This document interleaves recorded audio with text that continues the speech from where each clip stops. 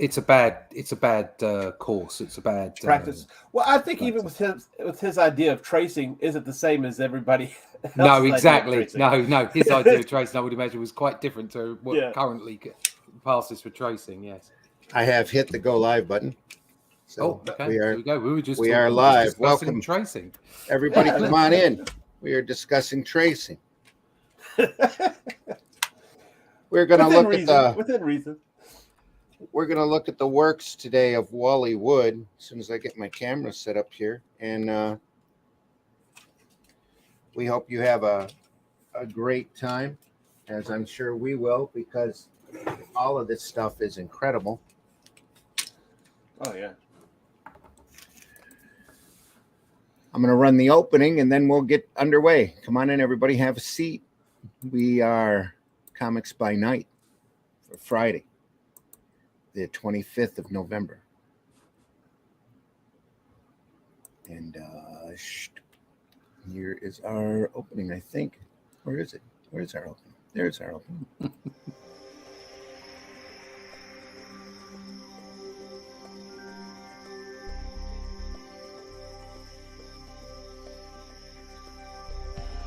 What was that?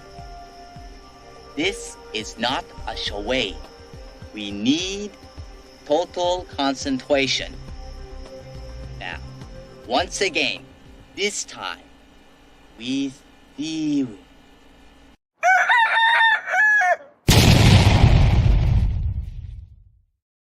Oh, I really wanted to have everything arranged before we got back up from that open.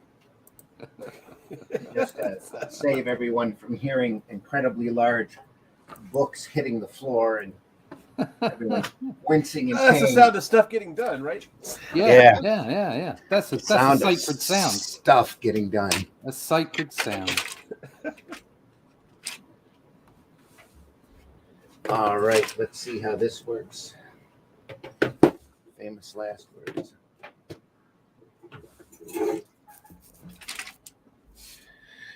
Popping up the camera. Ooh, it's weird and it's science. And right off the bat, you know it's going to be good. There you go. Yeah. This is the Weird Science volumes from EC, the Russ Cockram collection. These were shot directly off of the originals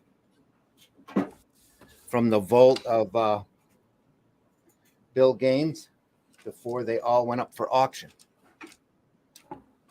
I love these sets. If you get to see them at a show, definitely, if you're a big fan of comics like I am, you're definitely going to want them in your collection. They are such a great set.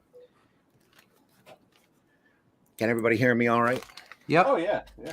Need to put that main screen so that we can see it. Absolutely. Excuse my shaky camera. I do have it on a tripod, though. That's it.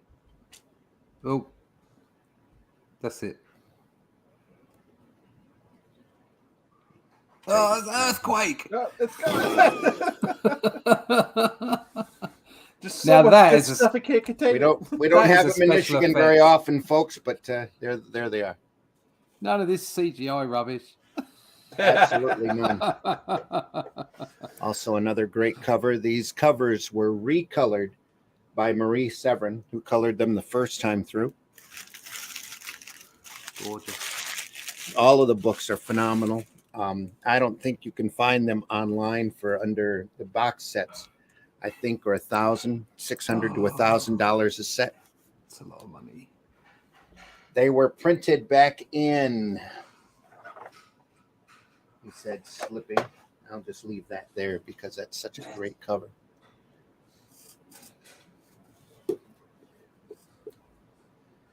I bought them as a pre-publication price. I believe this set was $45 for me. Oh, I hate you. And I've just been around for that long, Russ. 45 bucks. Golly. It was a pre-publication price. Russ Cockram come out and I think it was Comics Buyer's Guide and said, "Hey, I'm going to do this. Do you want it? I'm going to offer it for a pre-publication price for $45." And I don't see a publication date on them, but they come in a beautiful slipcase. Oh, That yeah. is As gorgeous. Each title, he went through and shot each title, and it took him years. I would say about 5 or 6 years to do the entire EC run. And luckily, Gaines kept all of the original artwork in a vault for many, many decades. Got a hold of Russ. I believe this is mid 70s, maybe late 70s. And not to totally boast or nothing. Glenn's not here. The first volume man. has a signature by Al Feldstein in it. Oh, cool. Written to me, madly yours. Mad. Caught him at a show. Was so lucky to do so. Wood, unfortunately, I never got a chance to meet in person. He passed when I was young. I'm not sure exactly the time on that. If you want to look him up on Wikipedia, see, we could get a definite birth and death date. It was a big tragedy in comics when he did pass. He ended up taking his own life. Oh, I didn't know that. The story is, and it might not be true, was that he was losing his vision. Oh. And they have assumed that he woke up one morning unable to see because his room was in a little bit of disarray until he was able to find his pistol. Oh, we had it ready. But you want to talk about a talent, a great talent in comics. He started a little before the EC books, I believe. He was doing some work outside of EC before Gaines found him. And Gaines had an incredible talent of finding the best talent out there, which continued well into his handling Mad magazine, or running Mad magazine. Mad actually started as an EC comic. We'll look at those here in a minute because Wally Wood was a very big contributor to that as well. Great sense of humor. Incredible sense of humor. This is volume 2 of the Weird Science set. I'm just going to run to the first Wood story I see. This is Jack Kamen here. Yeah, he passed in 1981. 1981. Yeah, November 2nd. Yeah, I wasn't even aware of him then, to be honest. Yeah. And a lot of people now aren't aware of him either. I mean, unless you're a big comic fan. Yeah. I think the most famous thing Wood is known for is having gotten fed up with trying to draw Daredevil's red and yellow costume and just deciding, hey, Stan, I'm just going to make him red, all right? It's just going to be... No, really? Yeah. I think it's like, what was it, the 9 panels that you can always go to? He ended up inking a lot in his later years because he could do it quickly and make a good amount of money from it. This is the story, The Aliens. Here, this is Wood. Yeah. If you look close enough, down here in the corner, it is signed Woody. So are they both Wood, both those pages? No, just this page. I was about to say that one on the left is a bit sliding. That's what it is. It's sliding. Anyway, that story looks like Kurtzman, to tell you the truth. It really does. And Kurtzman didn't do a whole lot of weird science work. He quite very cartoony. Quickly, pardon? It's quite cartoony in the way the faces are done, and yet it's rendered beautifully. Yes, it's a really weird mix of style. It's lovely. Let me go through here and check. I'm pretty sure if it kind of has that boxy look, like they were using like the Loomis method. Kind of. Yeah, I would say this is all Kurtzman here. Look at that! Look at that car at the start. It's just semi-silhouette. No need for a background. No, Just and do that the car. guy next to it, just brilliant. Yeah. Oh yeah. And even the bottom three panels Yeah. here, no background, just drawn. No, and the way he filled the panel with the blacks, that's impressive. Yep. Kurtzman is a genius anyway. Mm. We could do a whole nother book on Kurtzman, or a whole nother episode on Kurtzman. I have his Good Man Beaver book that he did. He did a Good Man Beaver strip that was a parody strip, I believe, ran in Playboy. Was sorry, I'm going to ahead. just interject with a little Anytime. with a little question about American culture and the name Beaver. The name what? The name Beaver. Beaver. Is the first time I came across the idea of somebody using the word beaver was surprisingly not at school, but was later on when I heard when I watched Scrooged, and there's a fake show at the start of it, and the mother and the son are talking, and they go, "Where's your dad today?" He says, "Oh, you know, father loves a beaver." And I just, I kind of looked at that because I, contrary to what I've just said, I'd come across the word when I was younger and kind of like didn't kind of understand why this word was being used in the way that it was. And then you said that there was somebody called Beaver as well. So is Beaver a common name? Is it a thing that happens? No, in American well, not at all. language, or- No. Right. Okay. That was just the nickname of a kid on a TV show Right. years ago, and then of Right. course, now beavers, chop wood, so Yeah. so it's all. It means multiple things, I understand. Yeah, and there's that's a kind of couple why things with it. it kind of stood out to me. I was like, what the hell is this? Well, welcome to the Americanized English language. Hang on. Right. Okay. All right. Okay. Sorry. Diversion over. Let's get. Well, no. What Leave It to Beaver was a classic, sitcom. Leave It to Beaver. And Yeah, it's Beaver he was wasn't the kid's really name. Dennis the Menace, but kind of like an anti-Dennis the Menace. He was I see. Okay. black and white. I can't remember the guy's name that played Beaver. Which was why Father Loves Beaver was like a natural thing to say at the same time as being funny. Right. Okay. I get it.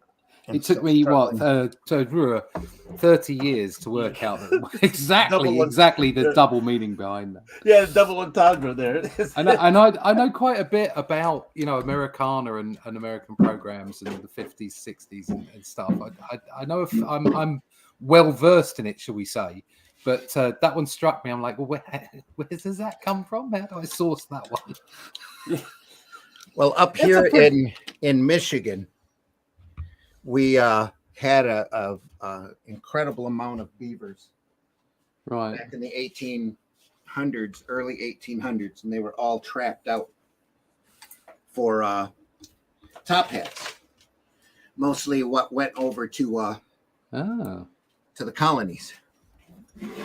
There's a little bit more light. Hopefully, it's not going to detract from or too much glare. But we really want to be able to see this stuff. But yeah, the lumbering trade here in Michigan was amazing and our main source of income for many years. And they literally lumbered the state from the southern state line all the way up through the Upper Peninsula. Lumbering was a major trade here through the 1800s. One of the first uses for disposable income. A lot of the cities, excuse my chair, a lot of the cities here in Michigan were lumbering towns. I think you knocked your tripod. There you go. There we are.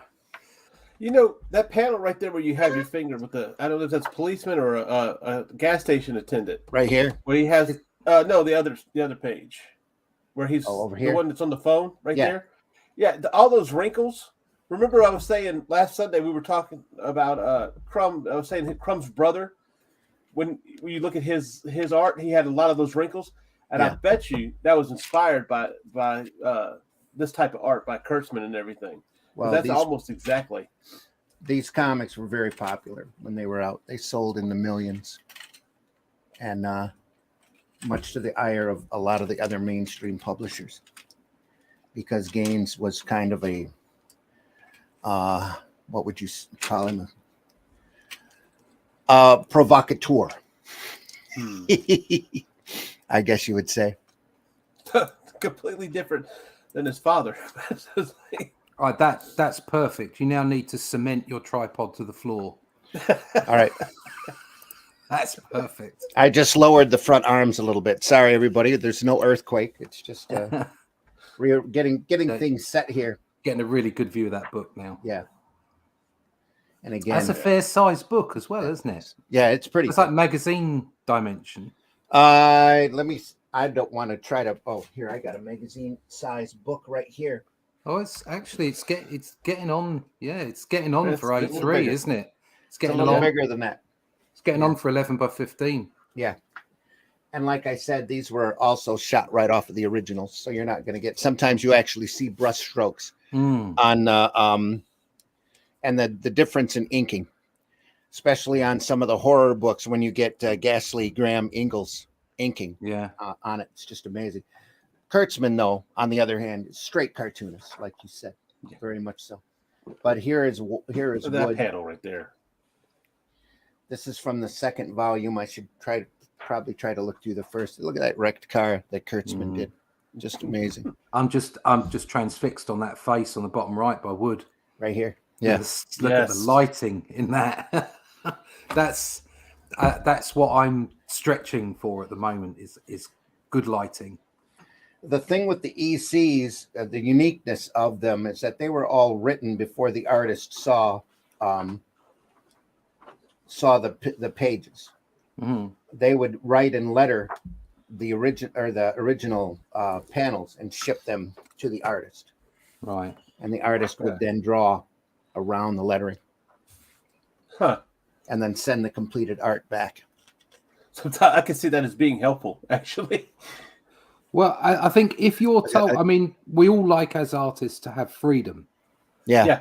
But if you're specifically told, this is what you're going to put in this panel, there is a certain amount of, okay, that's my job, I'm going to get on with it. And you have no choice. So there's no soul searching as to, did I do that panel right? Well, you just get on and do it. So I can understand how, in some ways, it might have made life a little easier. But I mean, if he's been told, like here, if Wally Wood has been told exactly what to put in the panels, then look at just how damn good each panel is. Yeah. And the variation he's got in angles and stuff, even if he's being told exactly what to do. Yeah. It's masterful. We seeing that all right? Do I need to change the light a little? No, the light's good. Seems a little dark over on the far side, but anyway. Oh no, you can see it though. Look, I mean, that's the thing about that black and white though, is the stark contrast where you can really see. It zings, doesn't it? Zings, and the blacks are so deep. I mean, and I know you can say, "Oh, well, that's all down to ink and whatever." I'm not talking about that. I'm talking about the placement, the spotting. It's about there's so much depth to the way that he's layered the blacks in the panels. Well, growing up, I was always a huge Marvel fan. Yeah.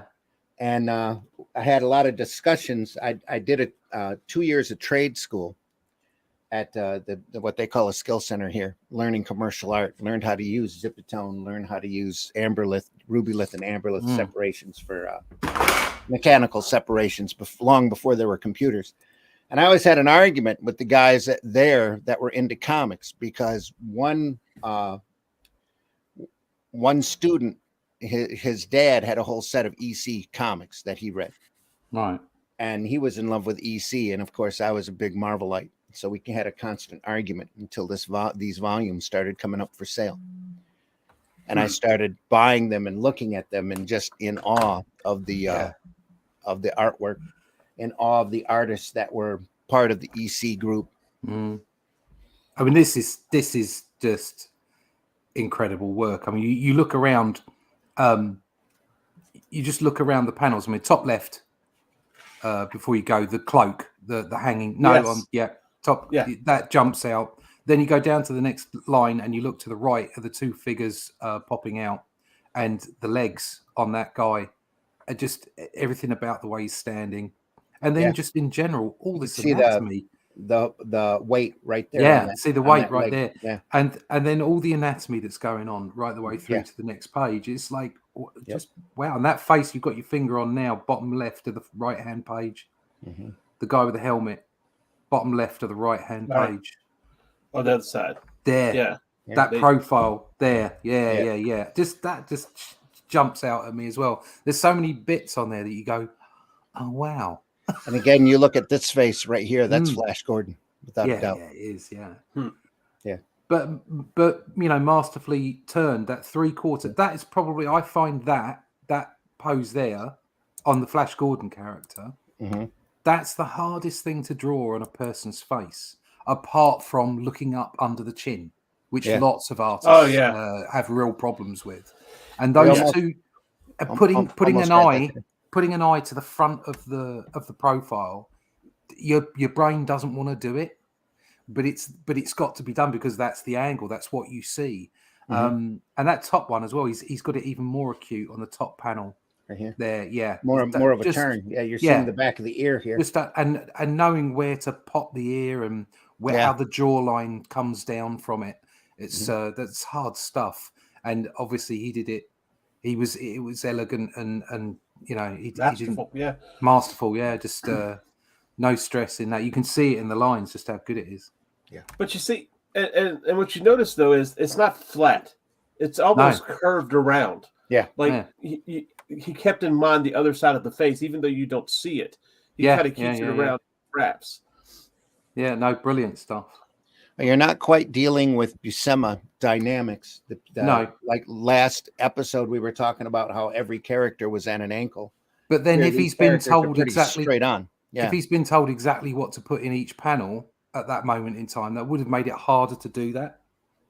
I know you could say, "Oh, I'll just change the angle," but if they're putting on the word balloons, then you can't do that, can you?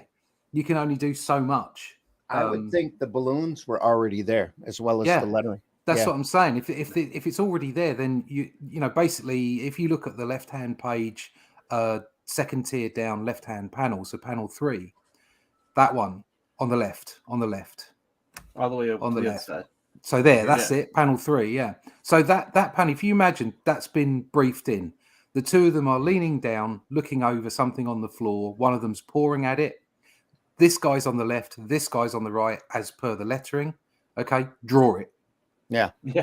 If you then say, all right, I'm going to put a really wicked angle in here and I'm going to have them looking up from a worm's eye view from what they're examining. No, it doesn't work like that because you've already been told exactly what you need to put in there. Mm-hmm. So for him to produce, for Wally Wood to produce artwork of this quality, of the amount of dynamics that he actually has in it, okay, bearing in mind that he was told exactly what to put in every panel and all the lettering was down, it's just stunning, absolutely stunning. Oh, inside of that shit. Flash Gordon here. Look at that angle. That is Flash Gordon there, isn't it? Mm-hmm. Yeah.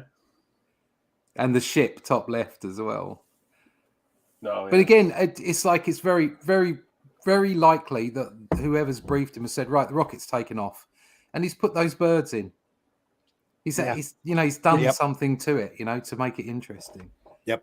Just wait until we get to the mad material. Mm. You think he's detailed here? It's just the mad material is just incredible. That bottom. I mean, this is phenomenal stuff. Yeah. Don't get me wrong, but look at that bottom here. panel. Bottom middle panel on the left-hand page. So that one is that some wash in there in the clouds. I believe that is duo shade. All right, I can't see properly on the camera. Right, that was probably pasted in because there's two different shades. Yeah, duo shade, for those that aren't aware of, is a specific board. He probably planted a piece of board, duo shade board, right there because the duo shade is not cheap. And let me see if I can see there could be a dividing line anywhere right in here or just slightly above. I'm not sure. Could have been cut out. I mean, the tails here on the balloon. dual shade board has 2 sets of lines already imprinted in it in light blue. And a special chemical washes through and gives you the lighter shade. And then a harsher version of that chemical washes through and give you a darker shade, which is this shade combined with another shade. Sometimes it's patterned. Sometimes it just looks like an ink wash, like this looks. But you can see it. I can see it in motion here. And the real trick with duo shade isn't the fact that you were using it. It's the fact that you had the opportunity to use it and you knew when to stop using it in order to get the effect that he's got here. And you'll see a lot more shading effects with wood as we go along, because he was a master of zipatone, a master of duo shade. That's and what he we had. we spoke about that last week, especially with people like Kevin O'Neill, who knew how to, that it was Lectra tone then rather than duo shade. But it's the same thing, sort of laying down mechanical tints. Right. And how I think Kevin O'Neill was a master of using mechanical tints. Obviously, Bolland used some of them as well. And it's knowing when to stop. Yeah. And I think sometimes there's a wonderful tool. There's like a dot zipatone tool in Paint in Paint Studio, Clip Paint Studio, and it's so easy for people to overuse it because it's so easy to use, because it's so easy to lay down, and the what looks great in these examples is where they know where to stop. Exactly. Look at here's that, the first page of a story called Probers that Wood did. Giggity. And remember, again, these people were on hard deadlines, and granted the issues were bi-monthly.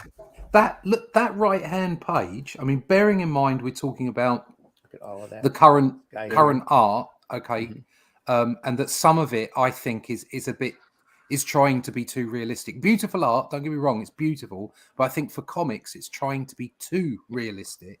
Yep. But then on top of that, you do get artists that I think hit things just right. Okay. And then there are other artists that seem to draw, like, for whatever reason, it might be because of pay or time or whatever, they seem to draw pamphlets. They look like the things you get in aircraft, where it's telling you how to put your seatbelt on.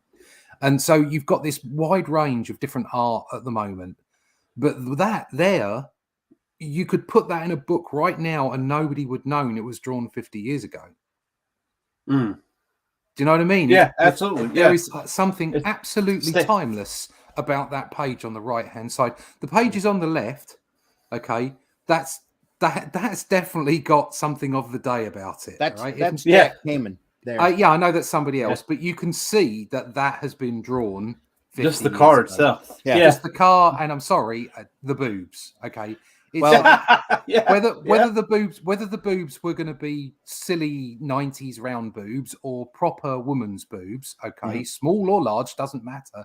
The way they're drawn there is very much the fashion of that period of time. Okay, so you can just and the haircut, of course, as well. It's very obvious. So and right the way down to the clothes on the guy running on the top left hand side. It's all got either it was drawn 50 years ago or somebody's trying to make it look like that. But the page on the right, 70. So 70 years ago, good Lord. but the page on the right is timeless. Yes. I see that. Not just that, but look at the use of blacks. Yes. Look at the contrast. The guy in front stands out so much that there's so it much may open be space timeless. there. It may be timeless because the guy on the right is bald. I don't know. Maybe. But this and the clothes that they're wearing are fairly utilitarian, so they don't speak of a style or a fashion. Right. The only giveaway would maybe be the guy in the bottom right-hand panel and the panel above, and the fact he's got a bit of a Reed Richards haircut and a bit of a Reed Richards look to him. Little sheen in the hair right there. But apart from that, shininess, that could be something that was drawn yesterday. It could be something that was straight out of 2000 AD in the early 80s. Oh yeah. Okay. Or it's obviously from the time that it was drawn. Absolutely amazing. Well, I think there's a lot of 2000 AD. You see their influence in the EC work, because EC started so many young kids inspired so many kids. Yeah. I mean, even the writing in these books are incredible.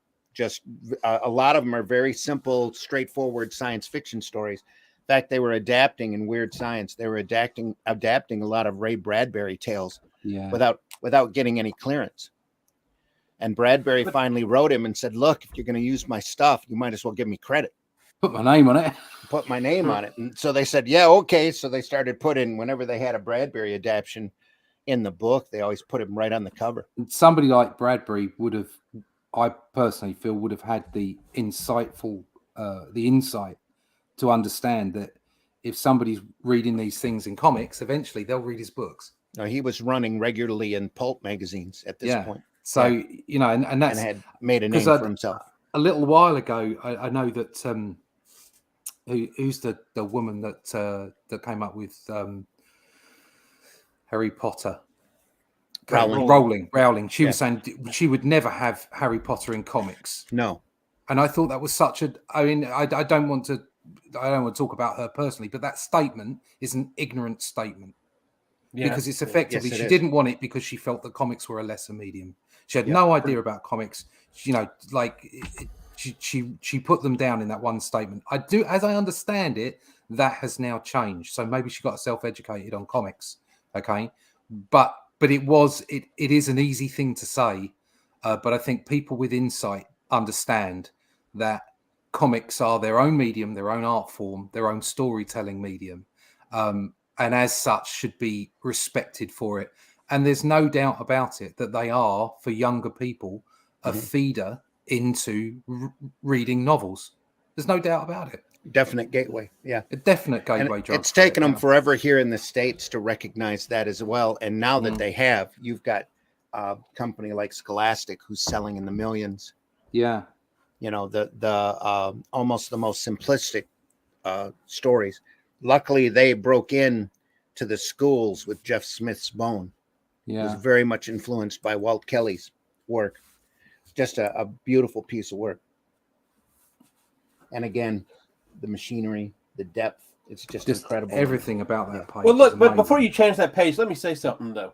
Look at the S shape. If you follow the guys, there's this flow. There's that there's a definite composition here, knocking you here, bringing you down here, pushing you here. If you look at the top right hand, you also see it in the terms, in the circles, up to your right, just a little bit behind the guy that's kind of floating. Here. See the S that follows the I can't know, where you the not levers, but you turn. There's the circles right there that follow down the same pattern. Yeah. Gauges here, yeah, and that follows down as well. Yeah. I just can't help but see the composition here of the figure pointing you right to this panel. And then when you knock down here in a Z pattern, this knocks you right up here into the dialogue. Yeah. And again, a lot of this was probably done instinctual. Yeah. He's done it so many times, I'm sure. Yeah. And you don't see very many splashes like this in the books. Pretty often it's just a half a page for an opening with the title. And then they kick two panels down below in the lower tier. I think for a while there, how-to books have had a little bit too much attention. So Draw the Marvel Way is a fantastic book. I would recommend it for people even just trying to draw. Do you know what I mean? There's some really, it doesn't lose itself in comics too quickly. And there's so many other how to draw comics that go straight into that stuff.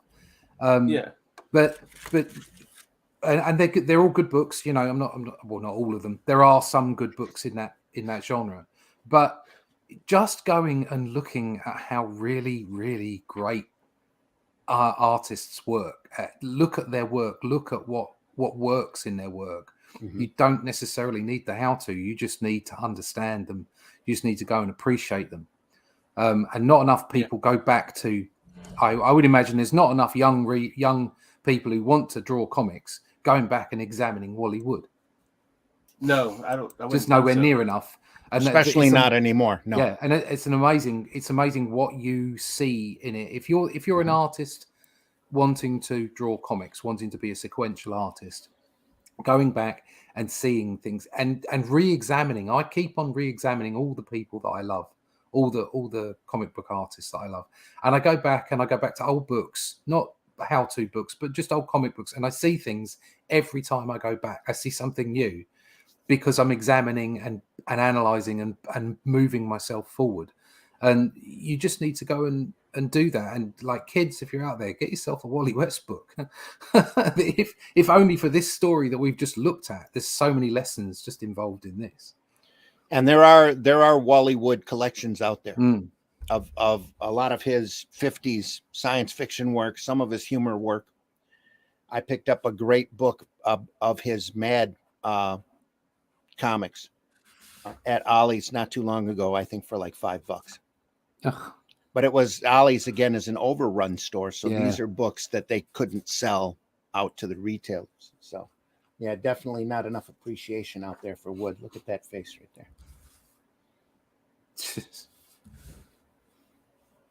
With the double lighting, just amazing. And again, there's one of your 3/4 shot. Look at that ear right in the middle of the head. Yeah, fabulous. Yeah. It also helps to look at artists that you know are good, but you're not necessarily keen on the style. Yes. Even look how they do something. Yeah, definitely. I've learned you can learn from anybody. Yeah. I mean, growing up, there were artists out there I absolutely hated. And I think the only person that I can't say I've learned anything from was the inking of Vince Colletta.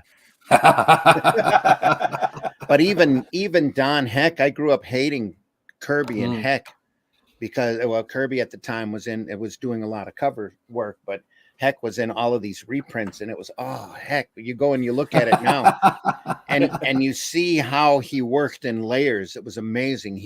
Some of his panels almost look like old Viewmaster reels where you have a defined foreground, midground, and background to them.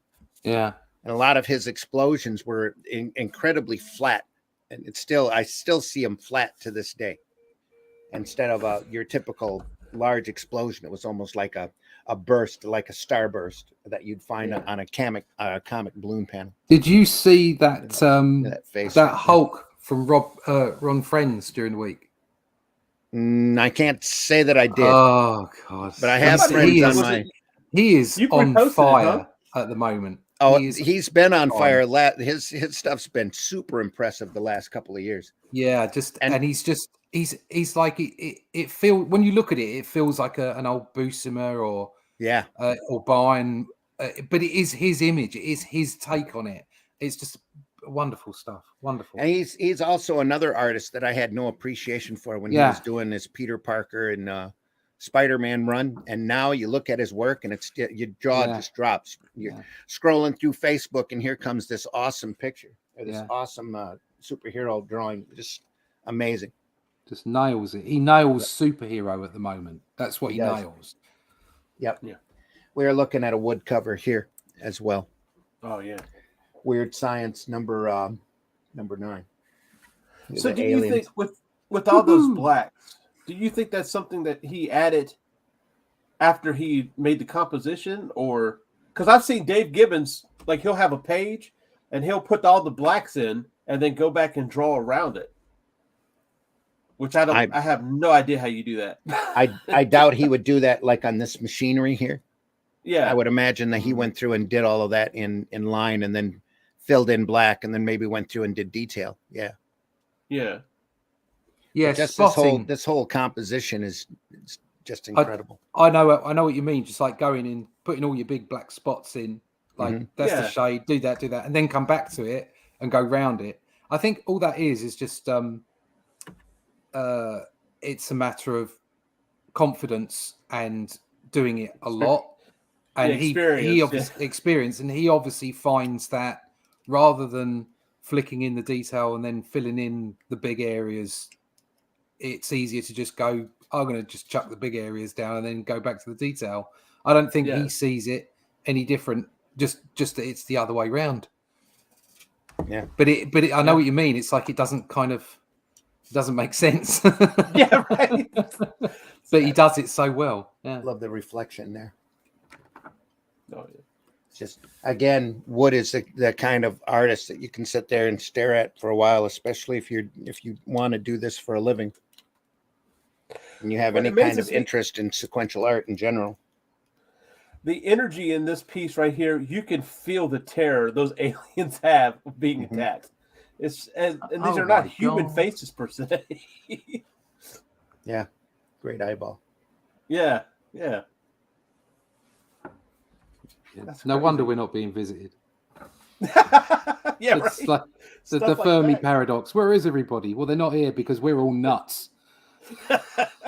Here is the gray cloud of death, and here is Look Wood that at black. the height of his abilities, using, and still we still don't have a definitive Wood signature here because he signed it in Old English script after a while.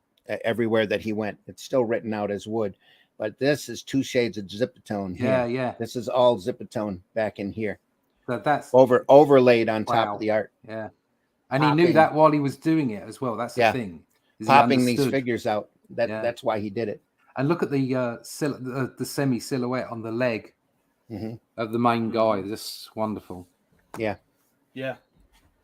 This is obviously a page you don't need color on. No, No. no, I mean, color would ruin it. It would. No, It would usually detract from it, especially 50s dot coloring. Yeah. Would have just really detracted from it. And who knows what kind of moire pattern that these dots and the color dots would have pulled out. Yeah. And that was Yeah. always a problem. I'm sure some of these weren't printed. Some of these copies of this issue probably had a coloring problem, especially on this page. It's just amazing. And then here, right here, you're seeing the exact opposite use of the black zipatone. The little shading here is done in white dot zipatone. Mm. Back behind with a little With bit the of white glass. paint over top of it. Well, it's a little cosmos, a little bit of the galaxy right here behind this rocket. Lovely. And then again, cut zipatone here on that moon to show shade. You get really close up on that, you can see the dots on that. But the machinery, the guy, the lighting, the trademark little circular mechanics that you see, if you've ever seen any of the Thunder Agents, all of them had this little, the Thunder Agents were a group of superheroes that were enhanced by science. They got a whole bunch of little mechanical inventions that enhance their abilities in one form or another.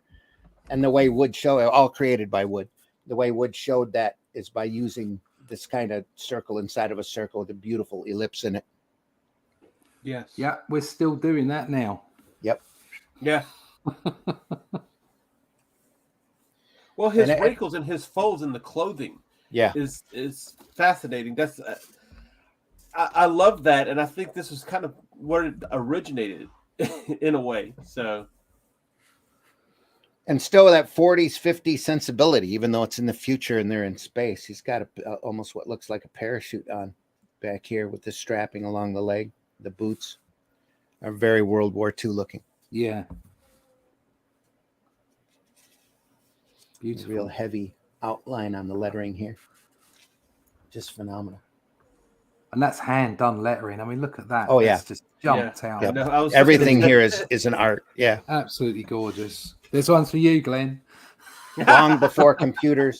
They had a different kind of guide on this, though. They had a straight up guide with letters that they could just go through and trace through. So all of the lettering's very, at times, it can look very sterile. Yeah. Yeah. But look at that. You're just not going to find better artwork than that in comics. That's folks. this. That just You know, doesn't there's happen. shades of Dan Dare and Bellamy and And again with Zipatone, it's like duo Yeah. shade. It's the it's knowing when to stop, knowing when you've achieved the effect, getting the effect down. that second row on the left hand page. So panel 1, 2, 3, 4, 5, with the guy looking down towards us. Just incredible. You're talking here? Yeah. Yeah, Yeah. right there. So that one, Yeah. that's very Dan Dare. That, It very And- very much so. and then over on the right hand side, on the right hand page, Yeah, the middle panel, bottom row. Yeah, there. Mm-hmm. And again, all this stuff. This is so heavily reminds me of 2000 AD. Yeah. I mean, it's obvious who they were looking at.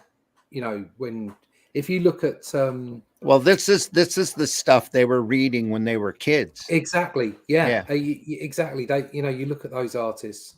Mm-hmm. Just brilliant. Yeah. Who was was it the guy?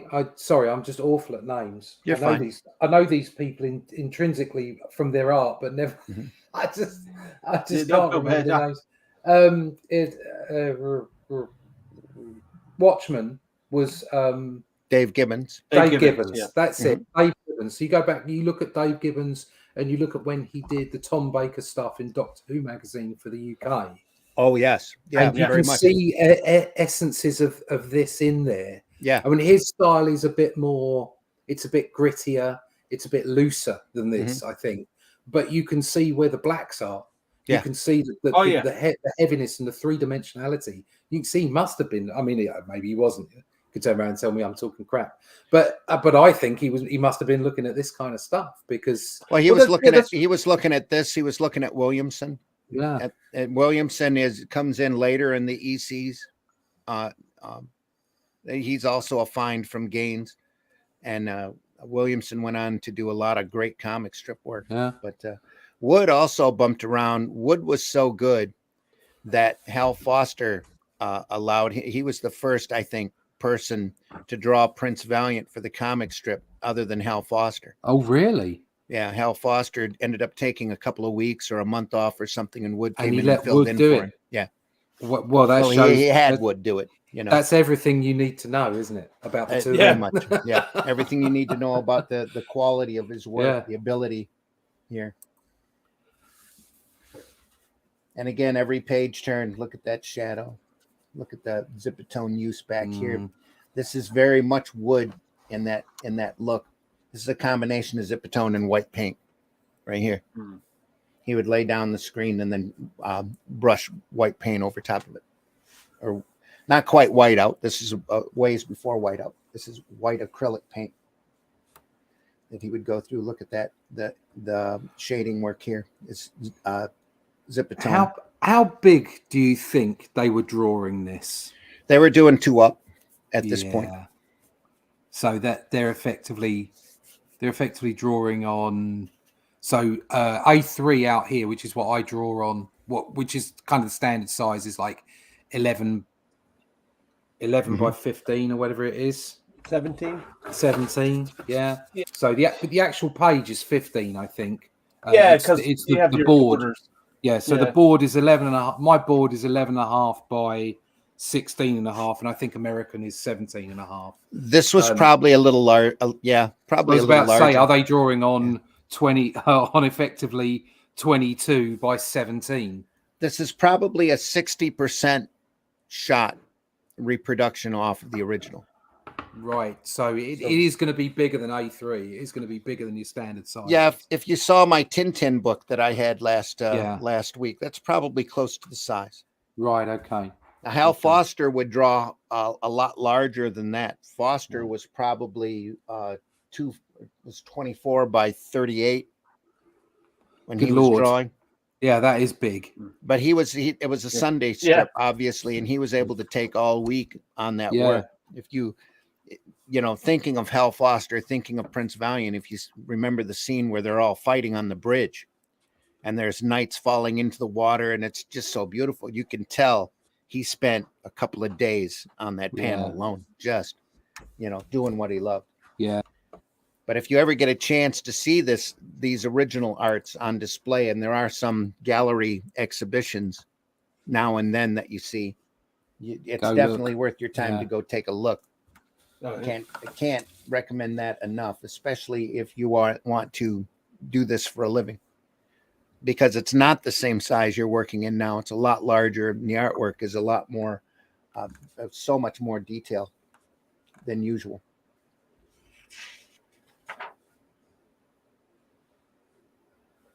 And there again. This is solid wood. Golly. Too good. But I mean, it's worthwhile when you look at work like this. Yeah. If it's something you want to do, it's worthwhile looking to see what you can't do. So, for instance, it's worthwhile remembering that if these things were done on nearly twice the size that you're currently working on, don't try and get the same effects, because it's gonna lead you into ruin or possibly blindness. Well, Because nowadays, you're trying to do those kind of, but I think the other thing is there's a lot of digital work being done, but the trouble is it's that if you try and work larger with that digital process, then often what ends up, it's not I'm not saying that everyone who does this they don't, but I know that I fell into that trap of worrying about going in too small, going in too close. Yes. And and it's actually led me to now traditionally ink. So I'm inking on like 11 by 16, 11 and a half by 16 and a half. Okay. Because that's the UK size. I print out my pencils from a digital and I ink it traditionally. And I know that means that I'm not going to lose any detail when it gets printed at the right size. Okay. I'm not wasting my time. And that's the thing, is that these things were often printed at a slightly larger size. We're not talking about comic book size here. We're talking magazine size. Okay, or they were the Sunday stuff, and they could be printed properly. They weren't losing any of the stuff. So it's all very well saying, "Oh, I want to draw like that," and that's commendable. But if you're packing that into a standard size comic, you're going to miss lots of detail. So don't try. Don't do that. Look, do what's appropriate for the end. So, for instance, if I was going to do a book that was maybe an oversized book, like even bigger than the magazine size, I would consider drawing on a larger size, because I know that I'm not going to waste my time, inking detail that will never be seen when it's printed, even though it will be there on the page. It'd be very difficult for the eye to pick it out. So you have to draw appropriately. That's wood right there. Yeah, I mean, That's look just at that. Amazing. Yeah. However, saying that, even if you take away sort of like, because he was drawing on a larger size, if you take away 20% of the detail in this, it's still going to look amazing. Yeah. It's still going to look, because I mean, and just look at the way that guy in the middle in the center panel, his position, the weight of him. He's obviously out there in space. It's like, it's beautiful stuff. Probably try. Yeah, absolutely. Bring that a little closer. Yeah, with the digital stuff, it's really hard to figure out. The same sizes on digital doesn't really seem to mesh with the same size as real life. So it's very hard to. Well, I actually worked out templates. So 300 a 300 DPI template on when you're working in something like Clip Studio or Photoshop, if you view it at 50% of the actual DPI, so you're probably looking at it around, in the real world, 150 DPI. That's roughly the size of an 11.5 by 17.5 piece of art. Roughly, if you go to a 50% zoom. But the problem is that when you're drawing on a screen, you don't have the same fidelity that you do in the real world. That's just a fact. What you do is now I enjoy drawing on a screen, so I'm not putting it down. I really like doing it. I enjoy doing the pencils on the screen. But what happens is there is some fidelity lost, and in order to overcome the fidelity loss, you all you need to do is zoom in a little bit closer. So, for instance, if you're zooming in at 50% the size and everything looks grand, and you're effectively drawing at the size of an actual piece of paper, or pretty close approximation of, and you've got a small face, that you need to nail, all right, then you can zoom in another 10 or 20%, and you're not over detailing, okay? Right. But if you go but you must come back out again, because so the temptation is to stay there at that sort of 60 or 70% or even 80% increase in size, okay, and then start doing even more detail in there, and you get lost really, really quickly, really, really easily. And that's the danger of it, and it's very, very easy to do. I've done it myself. Yeah, that's the thing about digital is it will have a tendency to focus on one panel, and you kind of miss the whole thing. Yeah. So definitely. And it's you must keep zooming out and keep looking at what you're doing. Yes, I mean, even now I'm finding, depending on what I'm drawing. So at the moment I'm inking Batman up, and I'm doing a bit more of a detailed page for Batman because it works for what I'm doing. When I'm doing the Only Death Can Save Us stuff, firstly, there's a difference in page size, but I'm drawing at the same size. So I'm actually managing to put a little bit more detail, if you like. Maybe not detail, but there's more, it's denser, if you see what I mean, once it goes down to the appropriate size. So I can get away with not being as detailed, if you see what I mean. I don't have to put in as many strokes. And also there's a certain style that I want for Only Death Can Save Us that I don't want for the Batman stuff or for the Doctor Who stuff that I was doing either. So you just have to be careful and draw appropriately at the appropriate sizes, and make sure that, unless you absolutely, if you want to be an Alcala and put bloody just fill the page with detail, fine, okay. But if that's you, that's great, and that works, okay, because that's your thing, right? But if you're trying to knock out pages on a regular basis, because we were talking about, is this something you want to do professionally? You need to do it. You need to have some kind of speed to what you're doing and efficiency. Yes. Otherwise, you won't get paid enough to live. Okay, that's just the basis of any business. So you have to have some. So you have to come to a point where you're comfortable with the amount of detail you're laying down on a page, and you have to take into account whether you're drawing digitally or traditionally or not in order to make that work for you. So there's no definite, do or don'ts here. I'm not suggesting you must have a hard set of rules. All I'm saying is you must find your equilibrium. Okay, absolutely. Otherwise you'll find yourself getting lost real easy. There's a lot of outside forces at work too, not just the page which you want to draw. So getting paid per page, and you're only doing a page a week doesn't help. That's not a good thing. Not unless they're paying you $1,000 a page. Of course, I do that. Yeah. I don't think that has, unless of course Elon wants to come and buy me. That's fine. I'm good with that. We're looking at Elon. I won't cost you anywhere near 44 billion quid. I'm much cheaper than that. We're looking at the cover of Weird Science number 20. This is farther along in the EC run.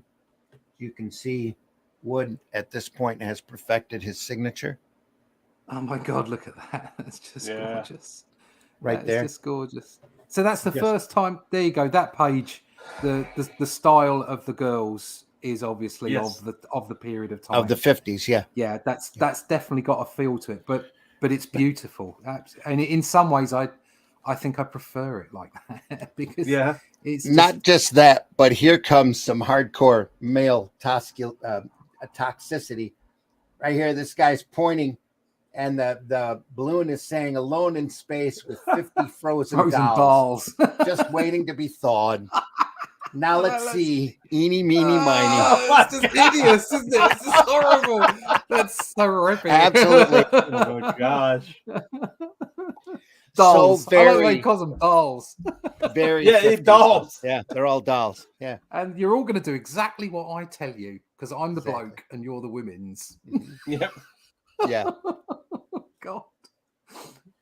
First cover shown inside the volume. I presume, though, there's a moral there and he gets his comeuppance. I'm sure he does. Yeah. I'm sure it's exactly what happened. Excuse and me. Again, he's choice bald. of language. You know how it is with bald. They were bald back then. There's usually a mad scientist. They're usually mad scientists, too much testosterone, and need to be pulled down a peg. Bald motherfuckers. Right? Yeah. Bring a Hugo Strange looking. Yeah. Yeehaw. Well, really, the whole mad scientist motif is out of the bald mad scientist is Dr. Savannah. That's why Lex Luthor went from being red-haired to bald, because Savannah was so popular. And here we're looking at the cover for number 18. Look at the Zipatone work here on the cover. Already done. Oh, wow. Just a brilliant composition. This is very much a Wood trademark. And that Zipatone is done so well that even when you put the color on it, it looks good. Yeah. Yeah. Yeah. And again, you've got Marie Severin coloring this. Oh, well, okay. Both original and the reproduction. There you go. That's why. And that's it, too. There's the Wood signature there on the bottom, that classic English script.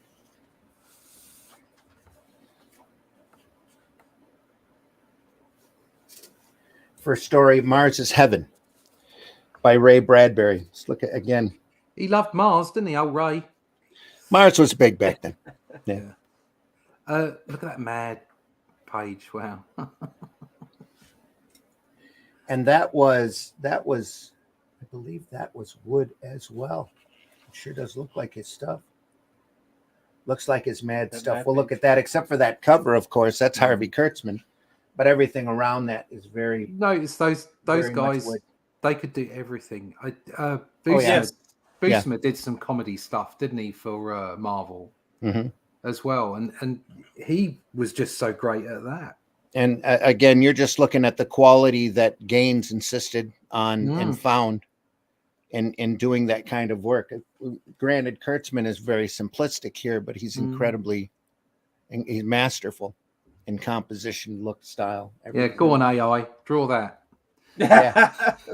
I dare you. Get the hands right. By the time AI can draw this properly, I'll be dead. Yeah. Yeah. Look at the line weights here, contrasting with the shadows. Yeah. Again, you can stare at any one of these volumes literally for hours with the level of talent that's here. At this point, Williamson is probably doing work for them. Frazetta is in the background doing apprentice work and starting to do regular sequential work as well. Look at this there. And that's long before, he probably painted that in with white strokes, I imagine, or else he went around it very carefully on the contrasting shadow there on that panel. Yeah, I was on a show recently with somebody who used to be a Marvel editor, and they were talking about watching Texera, Mark Texera, just sitting there with the ink, one hand, white out in the other hand, standing at the table, just going at it. So it just. Well, you work at it. You work at it at that level, it becomes second nature. Yeah. And the Jetpack Girl cover on Revolt that Chris Scalf did. Scalf is like that with Photoshop. It's amazing to sit and watch him work. And most of the time, he would look back. He was trying to show me how he works, and he'd keep looking back at me because I wasn't saying anything, because I was just staring at his ability. Just incredible. He's just working like a maestro, conducting an orchestra. You look at his work and the broad brushstrokes that he produces, and he's a perfect example of someone who has completely mastered that whole idea of not going in too far to the detail in Photoshop. He's just everything he does, the way he does it. Yeah. It's you could easily start dropping in too close, but he doesn't, and it's beautiful. Well, he will zoom in and zoom out constantly. Yeah, and exactly. He's zooming out. That's the whole point. Is he's coming out and thinking, right, I'm not going too far here. He gets that eye after a while, and he's literally a Photoshop man. He's got videos up on YouTube showing how he works. Just incredible stuff. Look at that shadow right there. Just amazing. Pops right out. Black tone silhouettes here. I mean, and surely workflow, detail, having a good workflow and a good idea of what you put down first and then on and on has to really play into that. Yeah, it's like we were saying, it's experience, isn't it? Once you got your eye and once you know what you're going to do with it. Yeah. There's an incredibly simplistic background for Wood. It's just it's an outline. Yeah. Let me pull up closer on that panel so that you see it. It's just amazing how in its simplicity. Even foreground and background both are just What's he filled shapes. that in with? I got to look at it closer here. That is a duo shade pattern. Yeah. Or not a duo shade, but that is a zipper-tone pattern. Let the camera focus here. Get that light working. Let me pull that up just a hair so that you can see what that looks like.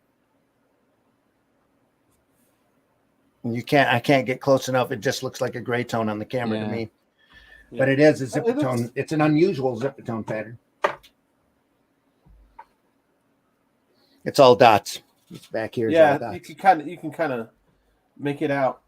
And again, knowing here I've got this panel, I don't have to clutter up with all of this. I can just do a shape here to show the city, a shape in the front showing porch and steps.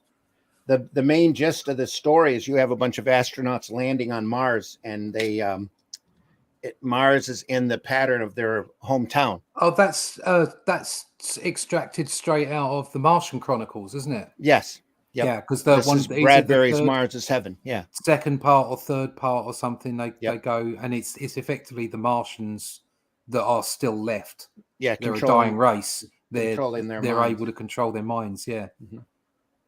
Get that face. It's beautiful. Yeah, because it all ends up with them basically saying we are the Martians now. Yeah. Yeah, the humans. Yeah. No, it's great books. Great books.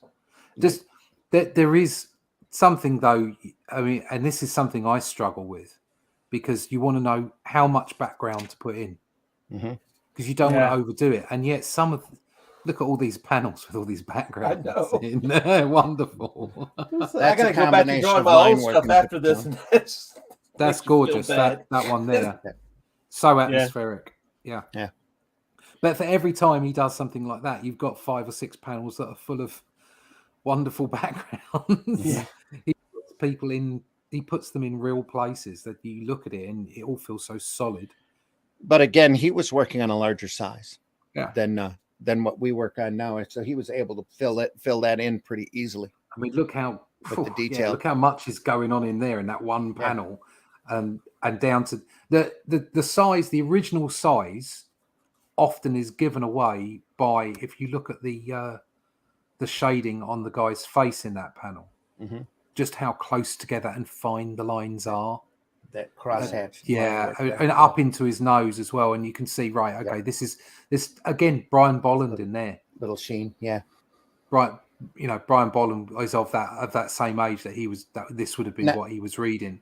Not just that, you get into this here. You're talking Lee. You're Jim Lee. You're talking Scott Williams. Yeah, I mean, there's a lot of that right there. You can see a straight line there from from Wood all the way through 2000 AD right up into the 90s and the popular artists of the 90s. Yeah.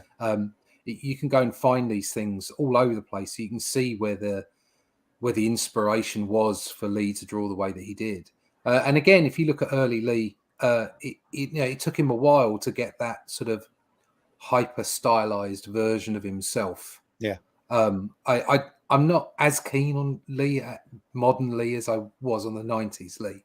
I felt that in the mid to late 90s he kind of got himself a groove, and it was very dynamic. I think he's probably more anatomically correct now than he was then. But again, that's not something that you noticed hugely, just because his styling was just so wonderful. He instilled so much energy, and that's where you can kind of go back in a lineage. When you look at people like Buscema and you look at Lee and you think, well, there's nothing between them. They're nothing like each other. Oh, they're hugely like each other. Oh yeah. The angles that they use, the dynamics, the weight, the energy that they put into panels in simple ways. Again, so many people get the wrong idea about Lee's work, and all they see is lots of detail. No, there isn't. It's not huge detail. It is just very cleverly crafted lines. And even Lee uses economy of line in the way that Buscema did. Yeah, it's just the way. It's just his style and the way that it's produced. All we need to do is look at some of the. Is it Scott Williams that did his inking? That Williams on Lee. You see Yeah. some of his videos, and you can just see like these beautiful, clean lines that he's laying down over Lee's work, Mhm. and yet it's got this incredible atmosphere to it. Yeah. It's just it's understanding what you're doing on the page and knowing what you're doing. So many of us, we're throwing it at the wall and seeing if it sticks. Right. Yeah. And some of these people just got to it really quickly and then nailed it, realized they'd nailed it, and then moved on from there. Whereas, it's getting to that point is the hard bit. Getting to that point is the hard bit. Yeah. Yeah. And again, this page is a class all in itself. The stark light, zipatone use up here, incredibly thin, beautiful line work here, inking work, and yet the light source coming in, just hitting that. It's nighttime. That next panel, especially solid black, just enough shadow or just enough light there to show what we're looking at. It's like just amazing. It's like somebody took Wally Wood, cut him in half, and one half of him became Dave Gibbons, and the other half became Brian Bolland. It's absolutely incredible. It's just a beautiful work. Yep. Well, yeah, it's kind of interesting to see where they each got their style from the same person. Yeah, but it's different. Two different styles. Yeah, I mean, I showed a book I think last week, Atomica, with the actress and the bishop by Brian Bolland. Yep. And I can see that in that top 3 panels there.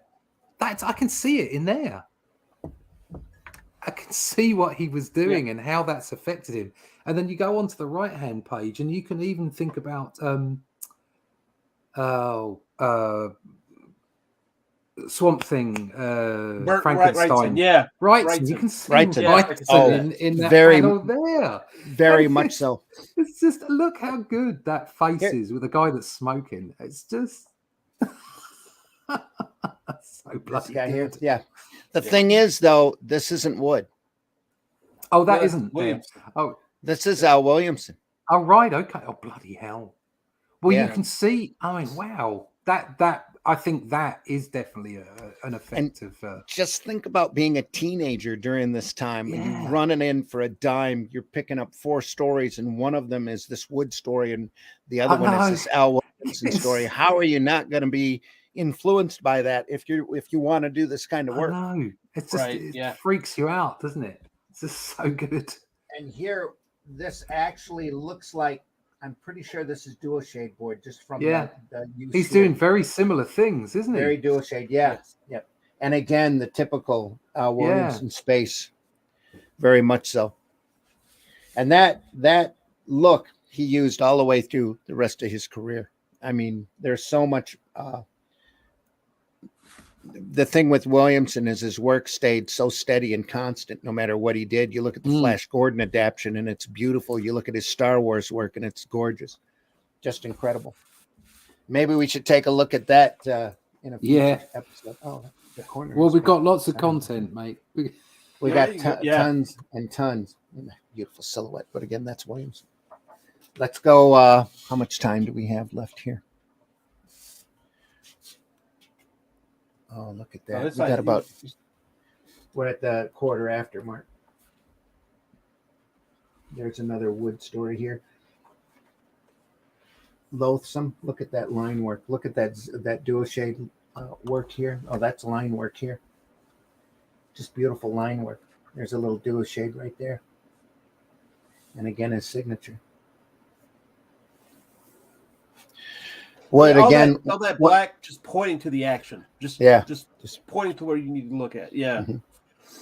Well, that's light source. It's that atomic explosion. This is back during the atomic bomb paranoia. I mean, that's fabulous. This is right in the middle of it. Actually, the Cold War. Well, that first page we looked at had that similar light at the top, dark at the bottom look to it. It's just too good. Phenomenal. Turn the camera off now. 2 pages of conversation here. Just beautiful stuff. and all of it dynamic. None of it's dull or boring. Yeah. Only occasional hits with zip-a-tone. Boom, boom, boom. Just enough. Pardon me. Just enough to pop things, pull things forward or back. Thin line work here. Oh, goodness. Excuse me again. A little bit of duo shade combined with zip-a-tone here. Just look at that. It's a beautiful figure right there. Again, very 50s, very good girl art. And yet, yeah, right, you can see Steranko in there as well. Mm-hmm. Yeah. Absolutely. And I'm sure Steranko will blatantly admit to that too. Yeah. Oh yeah. Yeah. There is a lot of everybody in this. But if you're going to get your inspiration, you go back as far as you can, to the original source. I'm sure there were people out there as well that Wood was more than inspired by. You know what? Since we've only got a little bit of time left here, I want to pull up his Mad material just so that awesome. you can see how phenomenal contrast it was. Not just contrast, but this is Mad. This is Kurtzman. He did a lot of the covers. He was working on Mad pretty much at this point. Move that tripod a little closer there so that we can see this. Every issue of Mad probably had a Wood story in it. And Will Elder especially doesn't get enough love. Sherlock with Holmes. this work. Unfortunately, the Mads are in color. I wish they were in black and white. Look at what's going on in that panel. Every story is a parody, And guess who's doing this work? You'd never know by looking at it, and you might not be that familiar with his style. But look at that. That is John Severin. Oh. Face. This is like a storybook. This is. It is. Yeah. They're not set up that way. Yeah, they're not putting the word balloons and ruining the art. No. Yeah. Those pesky scripts. Hey, look, there's a Kurtzman. Smiling Melvin. It's Wood right there. And look, you still have those wrinkles, those folds in the fabric. I don't know. The cuffs of the pants always catch me for some reason. The key to Mad was its humor, and its humor was in its over exaggeration a lot of times. This particular character here, his face is away from the camera the entire strip as part of a running gag. But Smiling Melvin is right there up front. This is off of Smiling Jack, which is an old aviation comic strip. And here, just look at that tightness. Right to the comedy of the face. Again, this is Wood, zip-a-tone here. It's brilliant. Wood having fun. Wood also is notorious for he did this gigantic poster of Walt Disney characters that got him into a lot of trouble with the Disney organization because of the adultness of the illustration. What was it? And what sure they'd love it now. Oh no, they wouldn't. they threatened to sue pretty hard if they didn't. Something. I think they sent him a cease and desist. What they called him? Wood? The mouse. What they gave him a name? Was it? Oh no, there's a strip in here called Melvin Mouse. Is it Melvin Mouse? And it looks Melvin, just like Mickey. Melvin was a funny name back then, apparently, because there's also all of the Tarzans are Melvin of the Apes. It's still a funny name. Still a funny name. It's still just blue here. It's not as funny as Tarquin, but it's still a funny name. And again, I think Marie probably colored all of these as well. Look at that big. What an exaggerated female right there. Frank N. Stein. This is Will Elder again. So, the key to the Mads were not just the over exaggeration, but like with all of the EC work, especially Wood's work, you can sit there and stare at it for hours and not catch all of the detail. I remember being a kid and picking up the Mad occasionally because it wasn't something you could get a lot of over here. Yeah. And being strangely attracted to it, and yet looking at it going, well, there's no superheroes on the page. Well, I don't want to read this, and yet finding myself poring over it and thinking, oh, this is just so good. It was a strange love affair. Lone Stranger rides again. Yeah. Well, the great thing about Mad that always caught my attention were the caricatures of actors that they would use. Who did the Saturday Night Fever one? The what? The Saturday Night Fever, the John Travolta one. Who did? Oh, that? You're probably talking Mort Drucker. Yeah, I mean that stuff. Yeah. Wow. And Drucker was just amazing. Not only could he hit likenesses, but I understand he worked incredibly fast. This Lone Stranger page is amazing. He's here shooting. It's boasting about his prowess and his abilities not to have hit the can at all. And this page, though we're slightly off of wood, this is done by the great Jack Davis. Look at all the blam blam pow pow dow pew. Just funny. I wish I had this in black and white to show you, because in a lot of ways the color just detracts from the greatness of the detail. The Lone Stranger and Pronto. Yeah. Pronto. And of course, in the end, he's tied up because it's like, what do you mean, we pale face?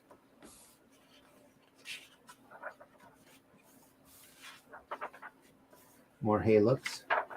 Yeah, it's a shame this is just not on the newsstands anymore. Bat Boy and Reuben. Again by Wood. Classic strip. Well, you can't do Mad anymore because you're not allowed to have irony or sarcasm. Well, you can. You're just not going to be able to put it out on the stands. There's a desperate, there's a desperate need for this kind of humor, and you don't find it very often. Yeah. Just on the entertainment value. And again, you can't quite see all of the beautiful detail that Wood has put in here. There's a great fog effect right up in here. Fantastic Batmobile right there. Just cartoonish as all get out, but great. Just beautiful looking. Almost like a little kid's toy car running around. It's like a Batman cow. That was the big running joke, was how much Robin was used and abused all the way through. And then in the end, of course, let me turn that page here. Batman turns out to be a vampire Batboy. Jesus. It's kind of like that joke where Robin asks, "Why are you all dressed in black and I'm in colorful clothing?" That way, exactly. I do think that joke is in here. Is it? Yeah. Classic Kurtzman Mad cover. The bad ones are coming, Marshall, but as long as I hold you, I'm not afraid, for I know you are not afraid. He's gone. Out of his glove. The socks. The socks, right? Yeah. Little Orphan Melvin. Again by Wood. Look at that. Little Orphan Annie, of course, big strip in the day during this period. And again, the coloring just takes away from the sheer detail that's in a lot of that. Look at that great explosion by Doom. I have a 2-volume. See the other, like the Goon and the what's his name, Scotty Young a little bit. I can see that influence from here. Yeah, just the shape language in this. Yeah, very much so. I have a 2-volume hardback set of Don Martin that I should show here as well, because he is exactly the opposite of Wood. Super simplistic, very cartoony, very ingenious. I just posted a panel of Don Martin's up on my Facebook page of a sound effect, a spladoink, about a guy who falls through a grating and is stopped by his nose. That's olive oil. Olive oil falls to the grate and stopped by her nose. Yeah. I saw that the other day. That's hilarious. It's Will Elder adapting The Raven. This is the regular poem, only with narration or with add-on illustrations by Elder. Brilliant. Bringing home they're telling the actual poem, but they're illustrating it in a comedical way. That's exactly brilliant. The Simpsons did that. for Edgar Allan Poe. Well, and, this all. Yeah. I know this predates it hugely, but Not just actually that, but this is probably the source material. yeah, and it's they did a really good job of that. I have to say. Yes. Yeah. To take something that's so dark and serious and then put images over it to make it comical is just brilliant. Yeah. Here we have an ad for Mad's companion magazine, Panic, done by Jack Davis. Just look at those figures, just amazing. You want to talk about master cartoonists? Bop jokes because of the Bop era. This is also by John Severin. The what era? Ring Bop. Yeah, like that was I'm not hipster zoot suit, all cool daddy. You got me in this zoot suit, Doc. Yep. Look at the floppy hats. Just all cool daddy. Pre-hippie. Hippies.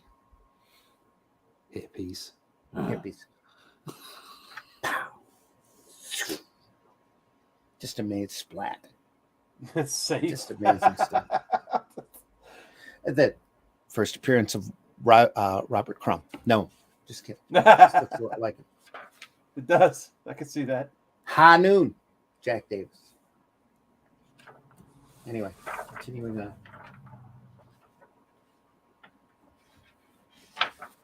G.I. Schmo. Always after the pretty girl. Just classic 50s good girl again. Wally Wood. Off of the G.I. Joe movie. That's what I said. Like, say so that the female on that first page. And when he's talking about tracing, I can see him putting something down and getting that form just to get that posturing. After that, that's all he does. Yeah, I mean, it's tracing and there's tracing, isn't there? Yeah. We're not talking. Who's that guy that traces all the porn pictures for Marvel?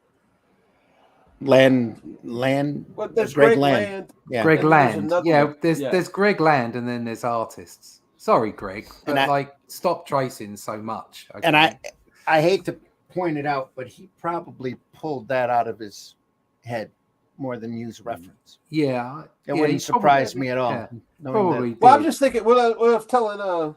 We were talking about before though, when he was asked how did he get his women so well? That was what he said. Was he traced? Yeah, but there's tracing and there's tracing and there's tracing, isn't it? Like I was saying, there's like putting it down and saying, right, I've got the form. I know. I now completely understand. When you lay a picture down and say, right, okay, I'm gonna trace over the top of that and get roughly the figure right. It's effectively a shortcut for an artist instead of getting a model up and saying, can I draw you? Right. Which takes hours and days to organize. Okay. And you don't have that time, especially these guys, an artist drawing every day. So as Neil Adams said, any artist who says they don't trace is a liar. Okay. Yes. You always have to do whatever it takes to get the job done. Having said that, if you trace all the time, it will show through. Yeah. Oh, it will. Yeah. Because you will lose your energy. You will lose energy in the work, and you will lose the pace and all kinds of stuff. Because you come to depend on the pictures that you're tracing rather than use them as an occasional tool. Yep. Well, Neil Adams on his Patreon actually showed you. He took a picture of Ted Danson and turned that picture of Ted Danson into Batman. So he kind of shows you there is a technique to tracing as far as that's concerned. And I absolutely agree. If you continue to rely on that, which he didn't, it's going to kill you. No. I mean, he's an amazing. Was an absolute great. Oh yeah. But it's the fact that he was so upfront about that kind of stuff. Yeah. Wood had a very famous saying: when you're working, don't draw what you can't trace. Don't trace what you can't swipe. Don't swipe what you can't, cut out and paste. Oh, right. Neil was talking about another guy. He said, fantastic artist. I just kind of wish he would use his own photographs or something a little bit better. And he didn't say the name, but I'm pretty sure he was talking about Greg Land. No, you see, if you look at Greg Land's work, this is not the Greg Land, have a go at Greg Land hour. Okay, like good on him for being, whatever he's done, great. You got to look at him and say he's made money, he's done his job, and he has drawn some pretty entertaining and well-formed comics. Oh yeah, yeah. But you can see a definite before he found how to trace pornography, Right. and Yeah, after he absolutely. traced pornography, you can Before and definitely after see, Red Tube, is that what you're saying? you can definitely see, you can definitely see an improvement in his figure drawing. As Okay, the age of the internet came up, and then exactly. it You was can all definitely over see again. that. And from Before I purely turn from from, a- this, go ahead. purely from a perspective of an artist getting on and getting the job done, you have to hand it to him. Yeah. You can't Yes, get too yeah. you can't get too picky about it. However, saying that, some of the work eventually ended up being quite flat It because does. even It though does. it was executed really well, it didn't because he was relying on those. Boy, it seemed. I'm going to give him the benefit of the doubt because I don't want to slag people off. Okay, Greg, we're friends. Hopefully, if you ever meet me, okay, I'll buy you a beer. All right, but the point being is that I feel that he lost something in his work there Yes, because he I started agree. to depend on it. And I think any artist who depends on tracing will eventually lose energy, will eventually lose something in their work, because you have to. The whole point of sequential art is that you're generating a story, you're generating a world, and you want that world to come alive. And the more energy you remove from it by tracing, the less alive that world is. Well, what adds a lot of that energy is just those I can't remember the kind of when you're just drawing and you're just trying to find what works and what doesn't. Yeah. Just scribbling. Yeah. It comes from that, and when you do that tracing, it takes that away. Yes, So I that think it energy's does. just not Yeah. there. Yeah, I think it does. And then we get into, as like I was saying about Greg's work, from a slick perspective, a lot of it was gorgeous. And that's okay. That's great. It looks like, and I've got a whole bunch of comic books, more modern, more contemporary comic books up on my shelves here that I don't go to anywhere near as much as I go to the older stuff, Right. because they got a point where it started to get a bit bland. Everything was the same, and there was some stunning work in DC as well, in sort of the 2010s, mid 20, up 2015. There was some stunning work, and it was like I was saying earlier, it became it's not that it was too realistic. It just, I don't know, it just seemed to be reaching for realism, and it became a little stagnant to me. I wanted to see more, and that's where who did White Knight? Sean Murphy. His style. I'm not a great lover of his style. However, it is a beautiful style. Okay, there's something elegant about it, and and his people don't look like people; they look like angled things. But they great. Do. I love them. I absolutely, I love that aspect of what he's doing. Okay, and I suppose like Manola, he can draw under that. Okay, but he chooses that very graphic style, and there's something about it. There's something. It's the style that does it, and that's where the lesson comes into all artists. Yeah, it's not style over substance. Okay, as from when you're learning, make sure you understand how everything works. Then you can break the rules. Okay, and people like Manola break rules all the time of what you would consider to be rules of figure drawing or what have you, and it always turns out fantastic. They know how to break them. Exactly. Yeah. Before we turn off this page, I just want to make note of the tank in the background, the bomb sunk into the beach, the can of rations. I want to know where her internal organs are. Sit here. Where her internal organs are? Up there. It doesn't matter. And of course, she's sitting on an ammo box of BB. Daisy, BB. Yeah. Just on the ammo box. That's just beautiful. A brilliant panel. It's well colored though. Yes, it is. Yeah. But again, like we keep saying, sometimes on this the color can detract. You get a solid block like this, and you're easy to ignore the detail. Yeah. I wouldn't have chosen the monotone blue for the smoke right there. Well, you also have to remember the limitations of the coloring system back then as well. This isn't modern coloring at all. You can't do that digitally. Yeah. So a lot of times they did just have to lay down flat tones. You couldn't get a graduated tone and trust it. That's why the Hulk is green. Yeah. Yeah, I don't know. There's sometimes these flat colors. There's something super charming about them. Absolutely. Yeah. And even down to the way the stories are told, it just makes it less complex. I don't know. Is that a beautiful villain? GI Schmo ends up with the girl at the bottom of every pen. Of every page. Hey Joe, you got He's chewing always- gum? He's got this mystified look on his face. Yeah. Ooh. Oh, okay. Okay. Hey, why not? She that every time. This is I mean, look part at of the the fun of the villain. running Her, she's stunning. they're all. But you see that they are caricatures of stunning Yeah. women. Oh, yeah. Aren't they? They're Oh, meant to yeah. be. Meant to be. That's the way you see all women when you're 14. Yeah. So true. True. Same. Anyway, come back sane. Again, John Severin. And it's amazing you could pack those panels with so much stuff and continue to keep the same energy. Yeah. That's just because usually sometimes when you see a lot of panels and it's packed with a lot of background or what have you, it doesn't have that energy to it. It can make it stagnant. Yeah, But or it that can just- confuse the panel. Yeah. Yeah. Here is the classic Wood Woman Wonder.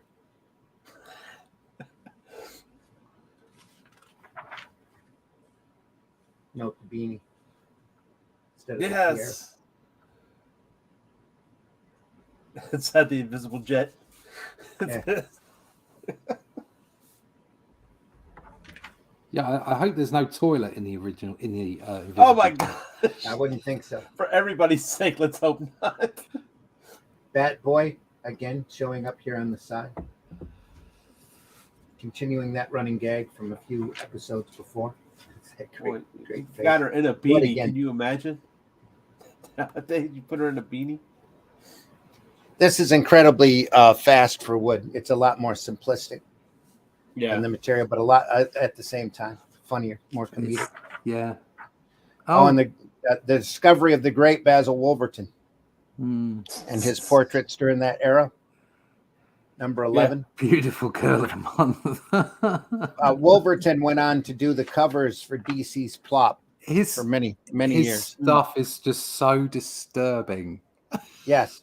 It's And just- again, we're as looking at masterful ink work Yeah. here. When you can Oh, look yeah. past the Oh, yeah. grotesque. As- That's all line work. as a Stippling. child looking at Yeah. that stuff, it did disturb me. It was like, ooh, this is. Ooh. Yeah, it's something that sticks in your mind. That's for Yeah, sure. it does. I definitely remember a whole bunch of that stuff. It's like, ooh. Here's Wood again, Flesh Garden. Instead of Flash Gordon. Whoops, sorry. Let's say, yeah, that makes sense. I would, if you were going to have something called Flesh Garden, you would want to get Wally Wood on it. That is great. That is Yes, well, it's the head. That That's head we're right. talking about in Weird Science. That's not suggestive at all. no, it's not. It's Not at all. no. Grab hold of this. Again, look at Zarkov. And Wood did go on to do some Flash Gordon strip work. Oh, I besides believe it. Yeah. I believe it. Yeah. But how was he able to see? Because you have this cartoony type body, but this classic head, and yet it goes together so well. He puts it together so well, which is Yeah. unusual to But see. it's, again, underneath that is a command of anatomy. I mean, you Yeah. have a Oh, yeah. comedic, like, so that panel, the right hand panel, panel 4 on that left hand page, you have Yes. a comedic woman who manages to look stunning. Yeah. Yes. All the Not beats just are that, in the but right an- place. An okay? over-exaggerated guy with an axe. too. And then you look at the guy, Yeah. you look at the guy, and again, even though he's cartoony and over exaggerated, all you need to do is look at his arm muscles. Mhm. You know, you can see everything's right about it, and that's kind of what makes it convincing. And then the face of the scientist on the left hand side, panel Oh 3. yes. No, Zarkov. no. I mean, that's- Well, yeah, there, but also on panel 3 of the left hand page. Just Yeah, hand right it's toward that. just, it's just fantastic. The Yeah. volume in it and everything, and yet it's also cartoony and bonkers. This almost has a Mort Drucker look to it. Yeah, yeah. Like Yes, I the can see great that. exaggerations later on when after Gaines had gotten fed up with dealing with the Comic Code Authority, decided to turn Mad into a magazine. These comic artists ended up going off into other companies. A lot of them ended up over at Warren, at Jim Warren Publications, doing Eerie, Creepy, Vampirella. But Gaines went through and collected a whole new gang of idiots, as he called them in the magazine. Yeah. Each one of them are their own individual cartoonists, their own individual master of their craft, just as masterful as the EC artists here. There was Just just amazing to sit and watch. anarchy and rebellion at this time. That's You even see in the that science stuff. You can see it. in my opinion, that's what makes the best of comics. You go and you Yeah. watch the Yeah. Future Shock documentary. That was Pat Mills's Yeah. one of his proudest statements is we were going against the system there. We in were 97. punk. We were going Yeah. punk. Yeah. We were punk rock in comics, and Yeah. I was just a little bit too young. I missed out on punk rock, and then ended up being engulfed in bloody New Romantics. How shit was that? Of all the things that we gave the world, Right. but punk was a driving force in a lot of the subculture that I was involved in, like 2000 AD, and and definitely as someone who's always been a little belligerent, let's call me. Well, I think when you I gave think I've punk got its name, Very when you exaggerated. gave it its name, punk, Right, and right. you decided to stereotype it, like Yeah. this is Yeah. punk. No, You not completely at ruined all. the aesthetic of it. Yeah. No, not at all. And I would. I've always got a bit of an issue with some of the things that Americans called punk. I'm afraid. Yeah. Well, yeah, I It's can a see little that. bit lightweight and middle of the road for me. But yeah, punk, that subculture and myself, I feel like I've always been a little bit, and counterculture myself, was a Yes. little bit belligerent. The best of the Great British is being a little bit belligerent. Do you know what I mean? It's like, no, I'm not standing in that queue. I'm sorry, I don't care how bloody British it is. I'm not doing it. And there's that essence of like, no, I'm not doing that. I'm not following that line. I'm not going to do what you tell me to do. And it's in every page of 2000 AD. It just shouts it. And there were several, books and stuff out at the time. And personally, I feel we're missing that now. I think certainly in the mainstream, there is no mainstream counterculture, if you see what I mean, in the way that comic books were back in 1978. Okay, and we are missing that. Although, the indie scene is trying to, build that gap.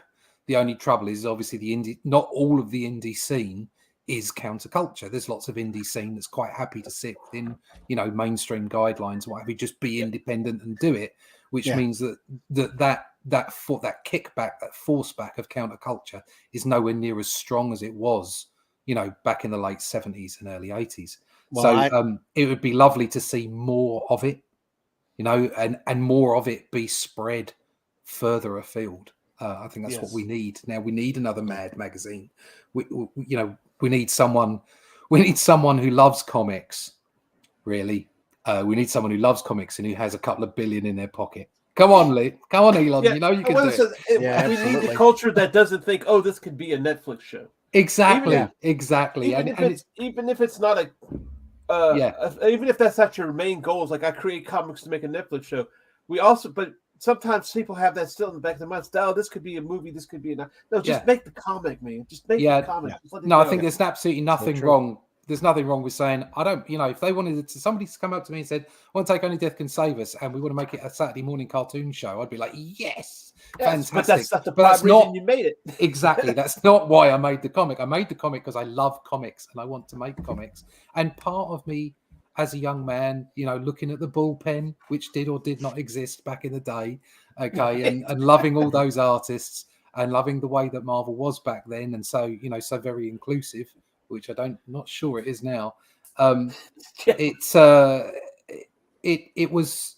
I wanted to do it professionally. I wanted to be good enough that someone would pay me to do it. That was part of it. It wasn't just about making comics. It was about it being a profession, about you being a draftsman, and that's why I said earlier about having this sort of weird love affair with stuff in Mad comics, even though I didn't like it because it wasn't it wasn't superheroes or science fiction, but it was still, you looked at it and you could not deny how damn good it was.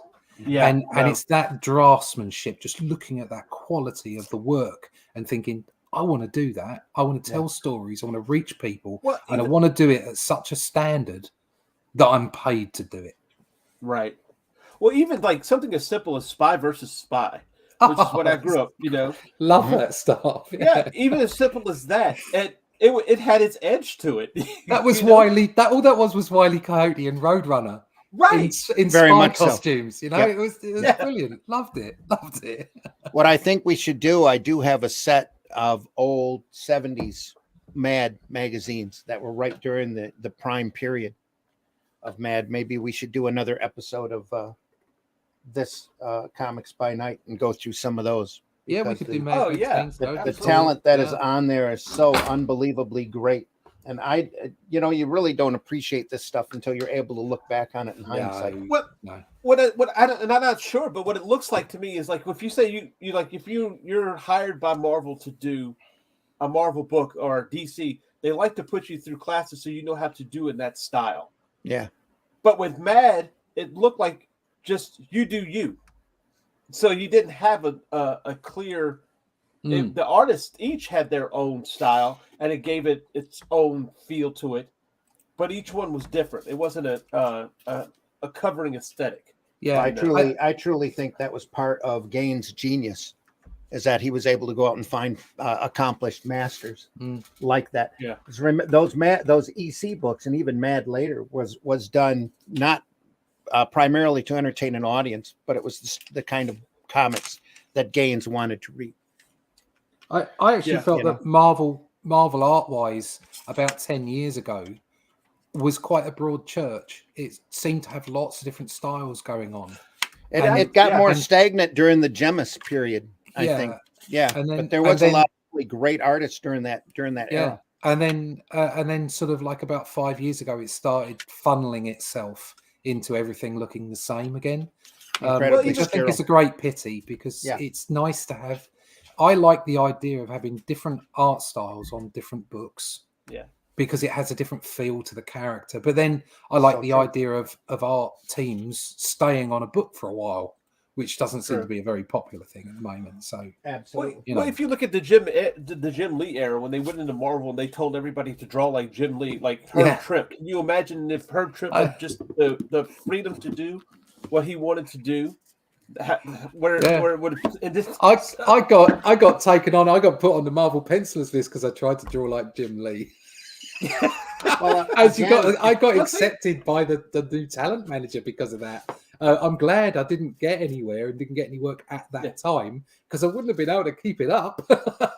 Right. I mean, can you imagine? I remember them. I think Bocciolo was the same way too. Chris Bocciolo. They came in at the same time. Oh, we want you to draw like, Jim Lee, and thank goodness I don't think that era lasted very long. No, it didn't. But, no, they came to their senses. Yeah.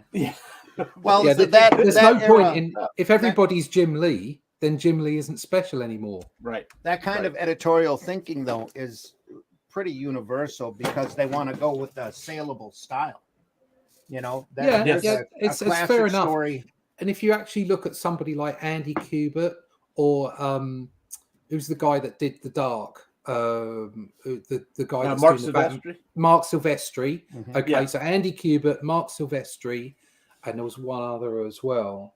And they were all. If you I've forgotten his name. God, he's a fantastic artist. I'm so crap at names. And they all did stints. They all did stints on the X-Men after Jim Lee, and they had kind of similar aspects to the way that they drew. And then they all branched off in their own way. And now they don't look like Jim anymore. They've got their own feel. Okay. And you can pick those artists out and say they found their way. Do you know what I mean? They are what they are. But just trying to emulate Jim Lee's, or trying to emulate any artist, emulate them, not inspired by them. Okay. But emulate them. It ain't going to get you very far. Because eventually people are just going to go, well, I'll just buy the original. I'll just buy the person that you're trying to copy, right? Okay, because they'll feel like they've got the book and it's like, oh, this looks a bit like Mike Mignola, but it isn't, is it? Yeah. And you go It's back almost and like a you generic, look at right? It's like, you go back and look at the work of Keith Giffen when he first broke in, because Romita was art director at the time, told Keith that he needed to draw more like Jack Kirby. Right. And so you look at he did a Killraven fill in. He did Defenders for 3 or 4 issues, and it's incredibly Kirby. Yeah. Just all over. And after a while, he got called in the office and they said, "Kid, we love your stuff, but dude, you draw too much like Jack Kirby." You told me to do this. Yeah, that's right. It's important to just to try and be yourself. There's no doubt that we're all inspired by different artists, and that does shape the way that we draw. But it shouldn't. It should be a guide, not a target. Do you know what I mean? Right. So true. To inform the way that you draw rather than define the way that you draw. Right. I was listening to somebody who'd found a great artist, maybe a Italian artist, whatever. But every time he talked to the guy, he had like a different favorite artist. And I said, good, that's what you want. Because then that means that his style is not going to be this one person's style. Yeah. He's going to be jumping all over the place. And the whole favorite thing is really... you can ask me who my favorite artist is this week, and I'll find somebody new next week. Yeah, that's right. You should. Yeah. I mean, I have a couple of core people, but there are there are a broad group of artists, all quite different from each other, that inspire me. That I look at and go, I just love the way that works. You know, the way that they lay the stuff down. So yeah, it's good to have a broad spectrum of inspiration. Very much so. Yes. Looking back at the chat, greetings, sinners. I'll catch up with you when I can. See the wonderful stuff you're sharing. I've been loving the shows. Keep rocking. Have a great day. That's one of the problems with doing shows like this, but it's also one of the advantages of doing it and being able to show it instead of a straight up audio podcast where we're just talking about it. But yeah, Marv, thanks a lot. You can archive this and you go, okay, you want to look at Wally Wood and what somebody has to say about Wally Wood, because there's not many people touching on that. There's not many people touching on Alex Toth or John Buscema and stuff. You could go back and say, you can go back and look at that, and you can see. Yeah, it helps other people, to see other people see something. That's one of the reasons I don't watch cartoonist kayfabe while I'm working, because I don't get any work done. No, you can't sit there and you're looking at the screen, and you have to queue those shows up and watch them later. Yeah, which is why I think it would be important if we're going to do these books. It'd be important to get the artist's name in the title so that people can search on it and see what we're doing. Because I mean what we just looked through there's not many people doing that. Well, and again, I didn't. Wood, I didn't know we were going to do Wood until the last minute. I was ready to go for Toth because that's let's show for another time. Yeah, let's organize it. Let's do a schedule. Next week will be Steranko. Next week we got Steranko. So I have to get that book back to Jason Moore. So that's what gets Glenn's people. Fault. Yeah, Glenn, your fault. This is Glenn's fault. That's what we need to do. Is then if we decide the week before and say, okay, well, what books have we got that we can display on a rostrum camera and interrogate in the way that we interrogated Wood this week, in the way that we interrogated last week. What have we got? Because between us all, I'm sure we've got quite a lot. And stick those books down and, pick one of the books and say, right, well, we're going to do that book next week. So next week, we're going to do Steranko, okay? Yeah. Which I am thoroughly looking forward to because I have because that's could have easily been 2 or 3 shows. Yeah. I have that book, just a smaller version of it. Okay, so I'm really looking forward to seeing this big giant book you've got. Okay, but I have another big John Buscema book that we could look at. I also have a massive Brian Bolland book, which will be worth looking at. Definitely be. Yeah, and I know that you guys have others, and I've got quite a lot. I've got a nice Remitter IDW Artisan one as well, Spider-Man one, and we can just decide at the end of one show which book we're going to do next week. Yeah, well, it's Steranko next week, so Steranko will be in the title. Stick it in the title, and I think you're going to get people come and search the video out more. Yeah. I think you're going to get more views because people will be looking for particular artists' art. And it'll also keep me from doing a part 3 or a part 4 or whatever. It'll just be Steranko. Steranko this week. Steranko, Yep. and then we can do Comics Steranko by Night, Steranko with a big Steranko. exclamation point. Yeah. Comics, and then in like Steranko 6 months, 6 months time, it'll be Comics by Night, Steranko revisited. There you go. Yeah. Well, that's what's great about this kind of stuff is you can come at if you, like say if you just did the Mad magazine and you can focus on one particular artist, you can go look through some Mad magazines and have a plethora. Yeah. Well, I got given a box by a retailer up in Saginaw who said, "I don't know who I'm going to be able to move these to except for you. Do you want them?" And I'm like, "Yeah, I'll take them." And he goes, "Well, they are a little smelly." I don't care. And he gave them to me. Yeah, Russ is laughing.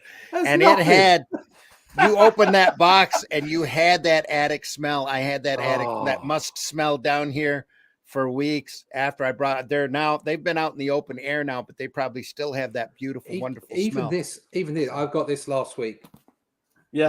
Last week, yeah. Even this, in its essentials form, it's got a bit of a nip to it. It's got that's true newsprint ink right there. Yeah, newsprint and a little, and the paper's a bit yellow. Where it's gotten old. It's like this is just. But I'll tell you, you showing that book off made me look up on Amazon because they have a Night Force has been collected that DC did, and I've never sat down. I've read a couple of them, but I've never sat down and read the whole series. So I'm like, I got to get that book. That's Wolfman and Colin. Yeah, eBay had a lot of essentials on there too, and if the people selling them have 100% sell rate, you can get some good stuff over there. Yeah. Bristolian, glad you've been watching. All right, me babbers. He says. All right, me babbers. Then hey Marv, hey Sin Killer. He says there's a lot of people that still believe comics are the lesser medium. A lot of people still look at comics as being for kids. That was part of the problem that got EC into trouble. Yeah, is because Gaines was trying to evolve the art form into a regular art form for everyone to read, and did books specifically that he wanted to read for adults. That's why you got the hardcore horror stuff. That's why you got the phenomenal science fiction work. That's why you got the humor work the way that it did. People are fools. He wasn't considering, I'm writing for a 10-year-old. It's like, this is freaking funny. We need to print this. That's the way he was thinking. Well, but you can't look at that stuff and go, if you really pay attention to that stuff, you can't look at it and go, it's just the kids. That's high art, honestly. Yeah, high art. Yeah.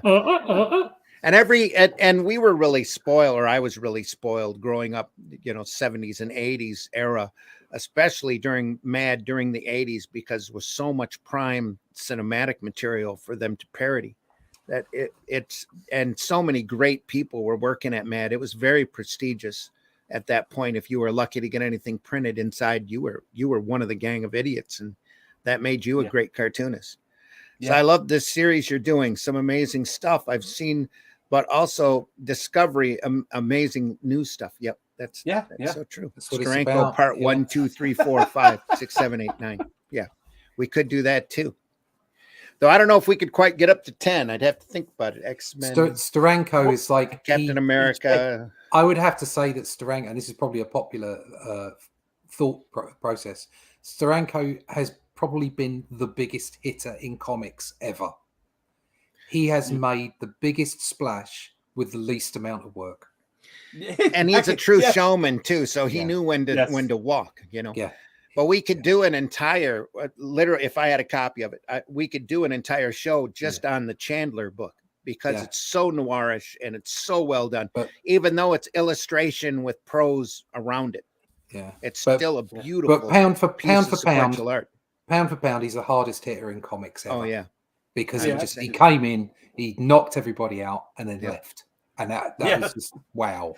And he's still, we're still talking about him as genius. We're talking about Steranko in the same way we talk about Buscema and Jack Kirby, I think. But the amount of work he did is literally a scratch compared to the volume that these other artists have done. Okay, Jack is a bit more formulative than him. He's further back. Yeah. Okay, but you can still see this range of artists from the Silver Age through into the Bronze Age. That core of artists, which are effectively the people that made the modern comic book, American comic book industry.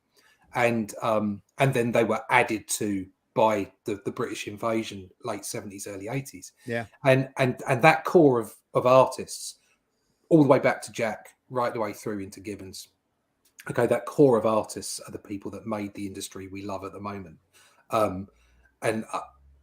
It's so Steranko for me is he's the biggest hitter, just in and out.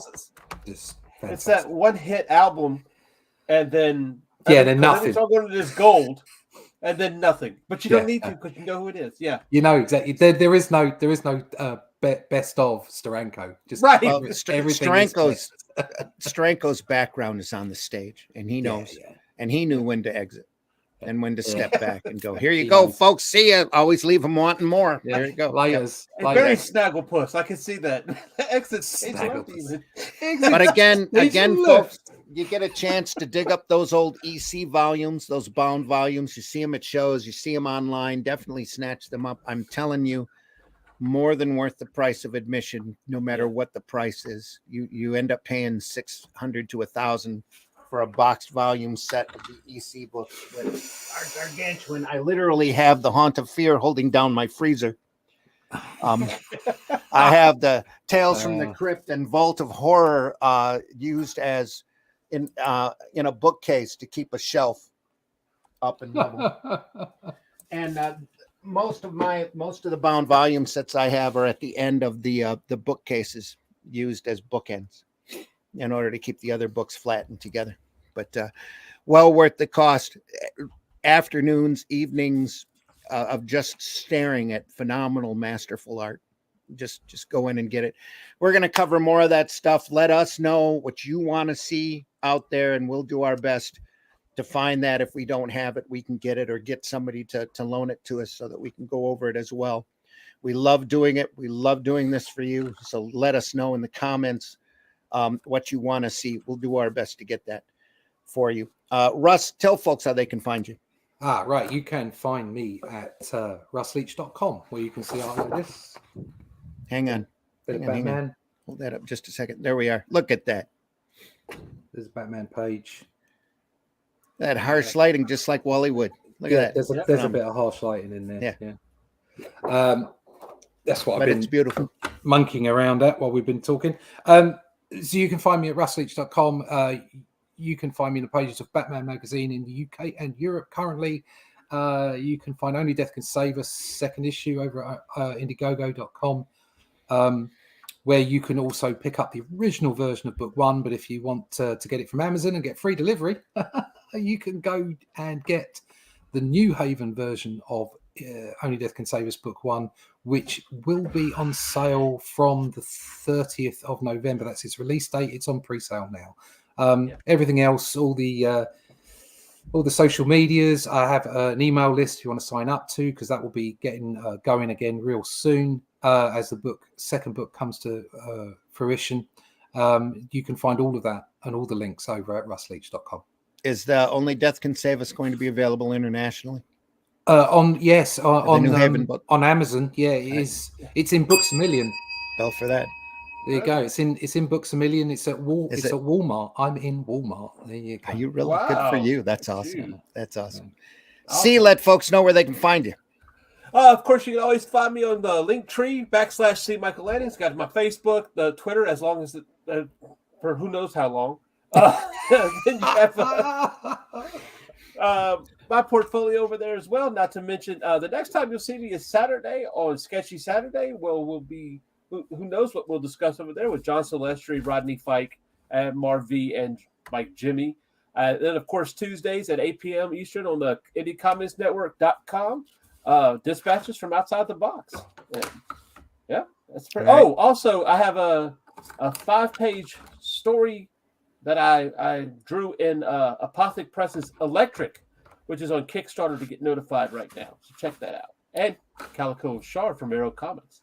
Yes, yeah. Calico Shard. You can find Calico Shard. You can find the first chapter of Only Death Can Save Us still over on the Rift Writers Indiegogo campaign, which is on demand.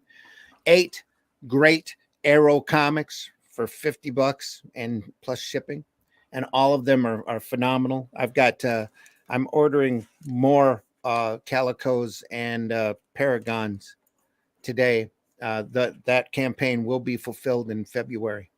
We're looking forward to getting those books out to you and into your hands. I just got contacted from Great Lakes Comic Con down at the Macomb College in February. I'll be there. Looking forward to that. He's supposed to send me a card so that we can help promote his show for there. And then I'm going to be throwing a show at the end of April here in Flint that I'm looking forward to. I still have to cement the date, but I haven't been able to get over to the market yet to make sure that date was secure yet. As soon as that is, we'll be telling folks about that as well. You can find me next, and probably Russ as well, a Sunday morning at 9 a.m. Eastern Standard Time for Sunday Funnies. I'm not sure what we'll talk about this week, but we'll find something to talk about, or the conversation will just wander as usual. And who knows what we'll talk about, but tune in then. Sunday Funnies we dedicate to the comics that we love, the comics that inspire us. We're going to save Comics by Night to do the kayfabe thing and to go through books individually to point out the great artists that you've seen. But the great comics in general, you're going to find over on Sunday Funnies. That's Sunday at 9 a.m. Eastern Standard Time. I also do a show for right now called the Zimcast. It's on Wednesday nights at 10 p.m. And that might be changing soon. I'm not sure. But there's so many people that are broadcasting on Wednesdays now. We need to do something unique and different for that. But other than that, you'll find all of that over at the Indie Comics Network, indiecomicsnetwork.com, Indie Comics Network over at the YouTube channel. If you have not subscribed over at YouTube, even if you don't watch us on YouTube, please go over to YouTube, sign up, and subscribe to the Indie Comics Network so that we can bump our subscriber rates up. We're that close, folks. We're going to get there real quick.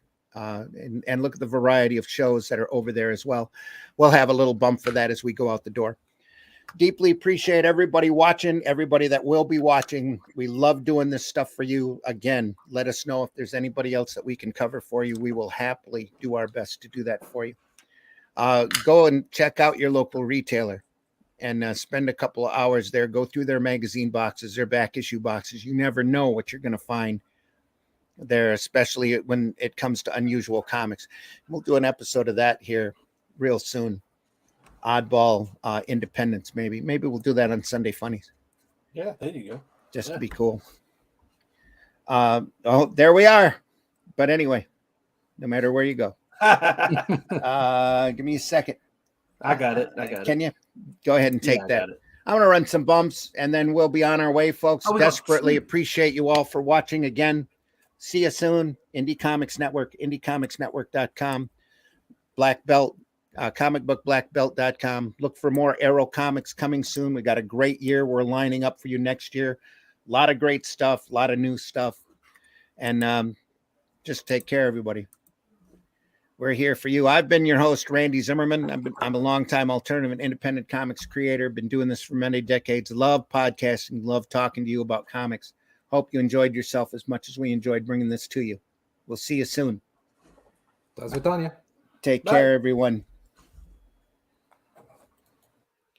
The views and opinions expressed within the video content found on the Indie Comics Network are those of the speakers and do not necessarily reflect the views or positions of the Indie Comics Network or its sponsors. Have a question or comment for us to address on the show? Have a topic you want us to talk about? Email us at indiecomicsnetwork@gmail.com. It is difficult to write these words, but I must for my own sake. I have done, seen, and been part of many things in my life.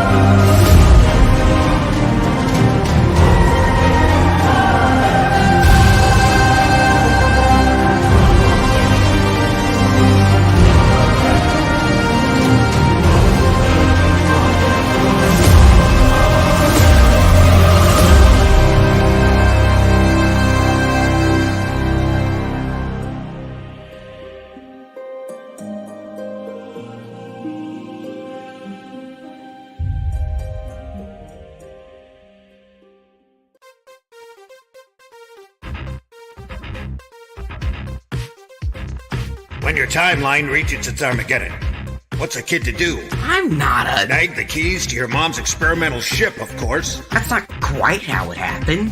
Drift aimlessly in the rift between dimensions, trying to figure out how to operate it. Now hold on a sec. Pick up a few hitchhikers. Hi! Hello. And maybe solve a disturbing mystery that could lead to the destruction of reality itself. You know, if there's time... There's always time. I'm not so sure about that. Get in on the adventure with the Rift Riders on Indiegogo.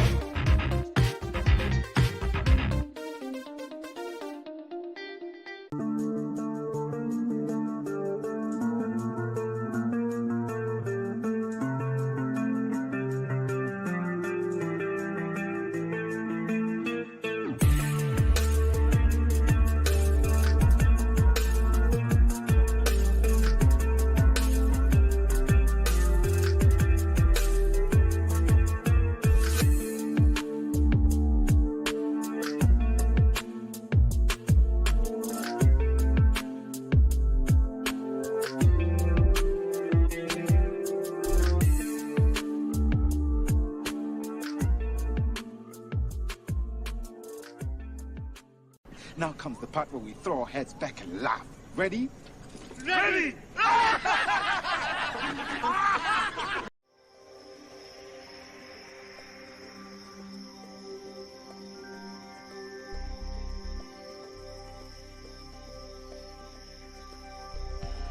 What was that? This is not a charade. We need total concentration. Now, once again, this time with theory.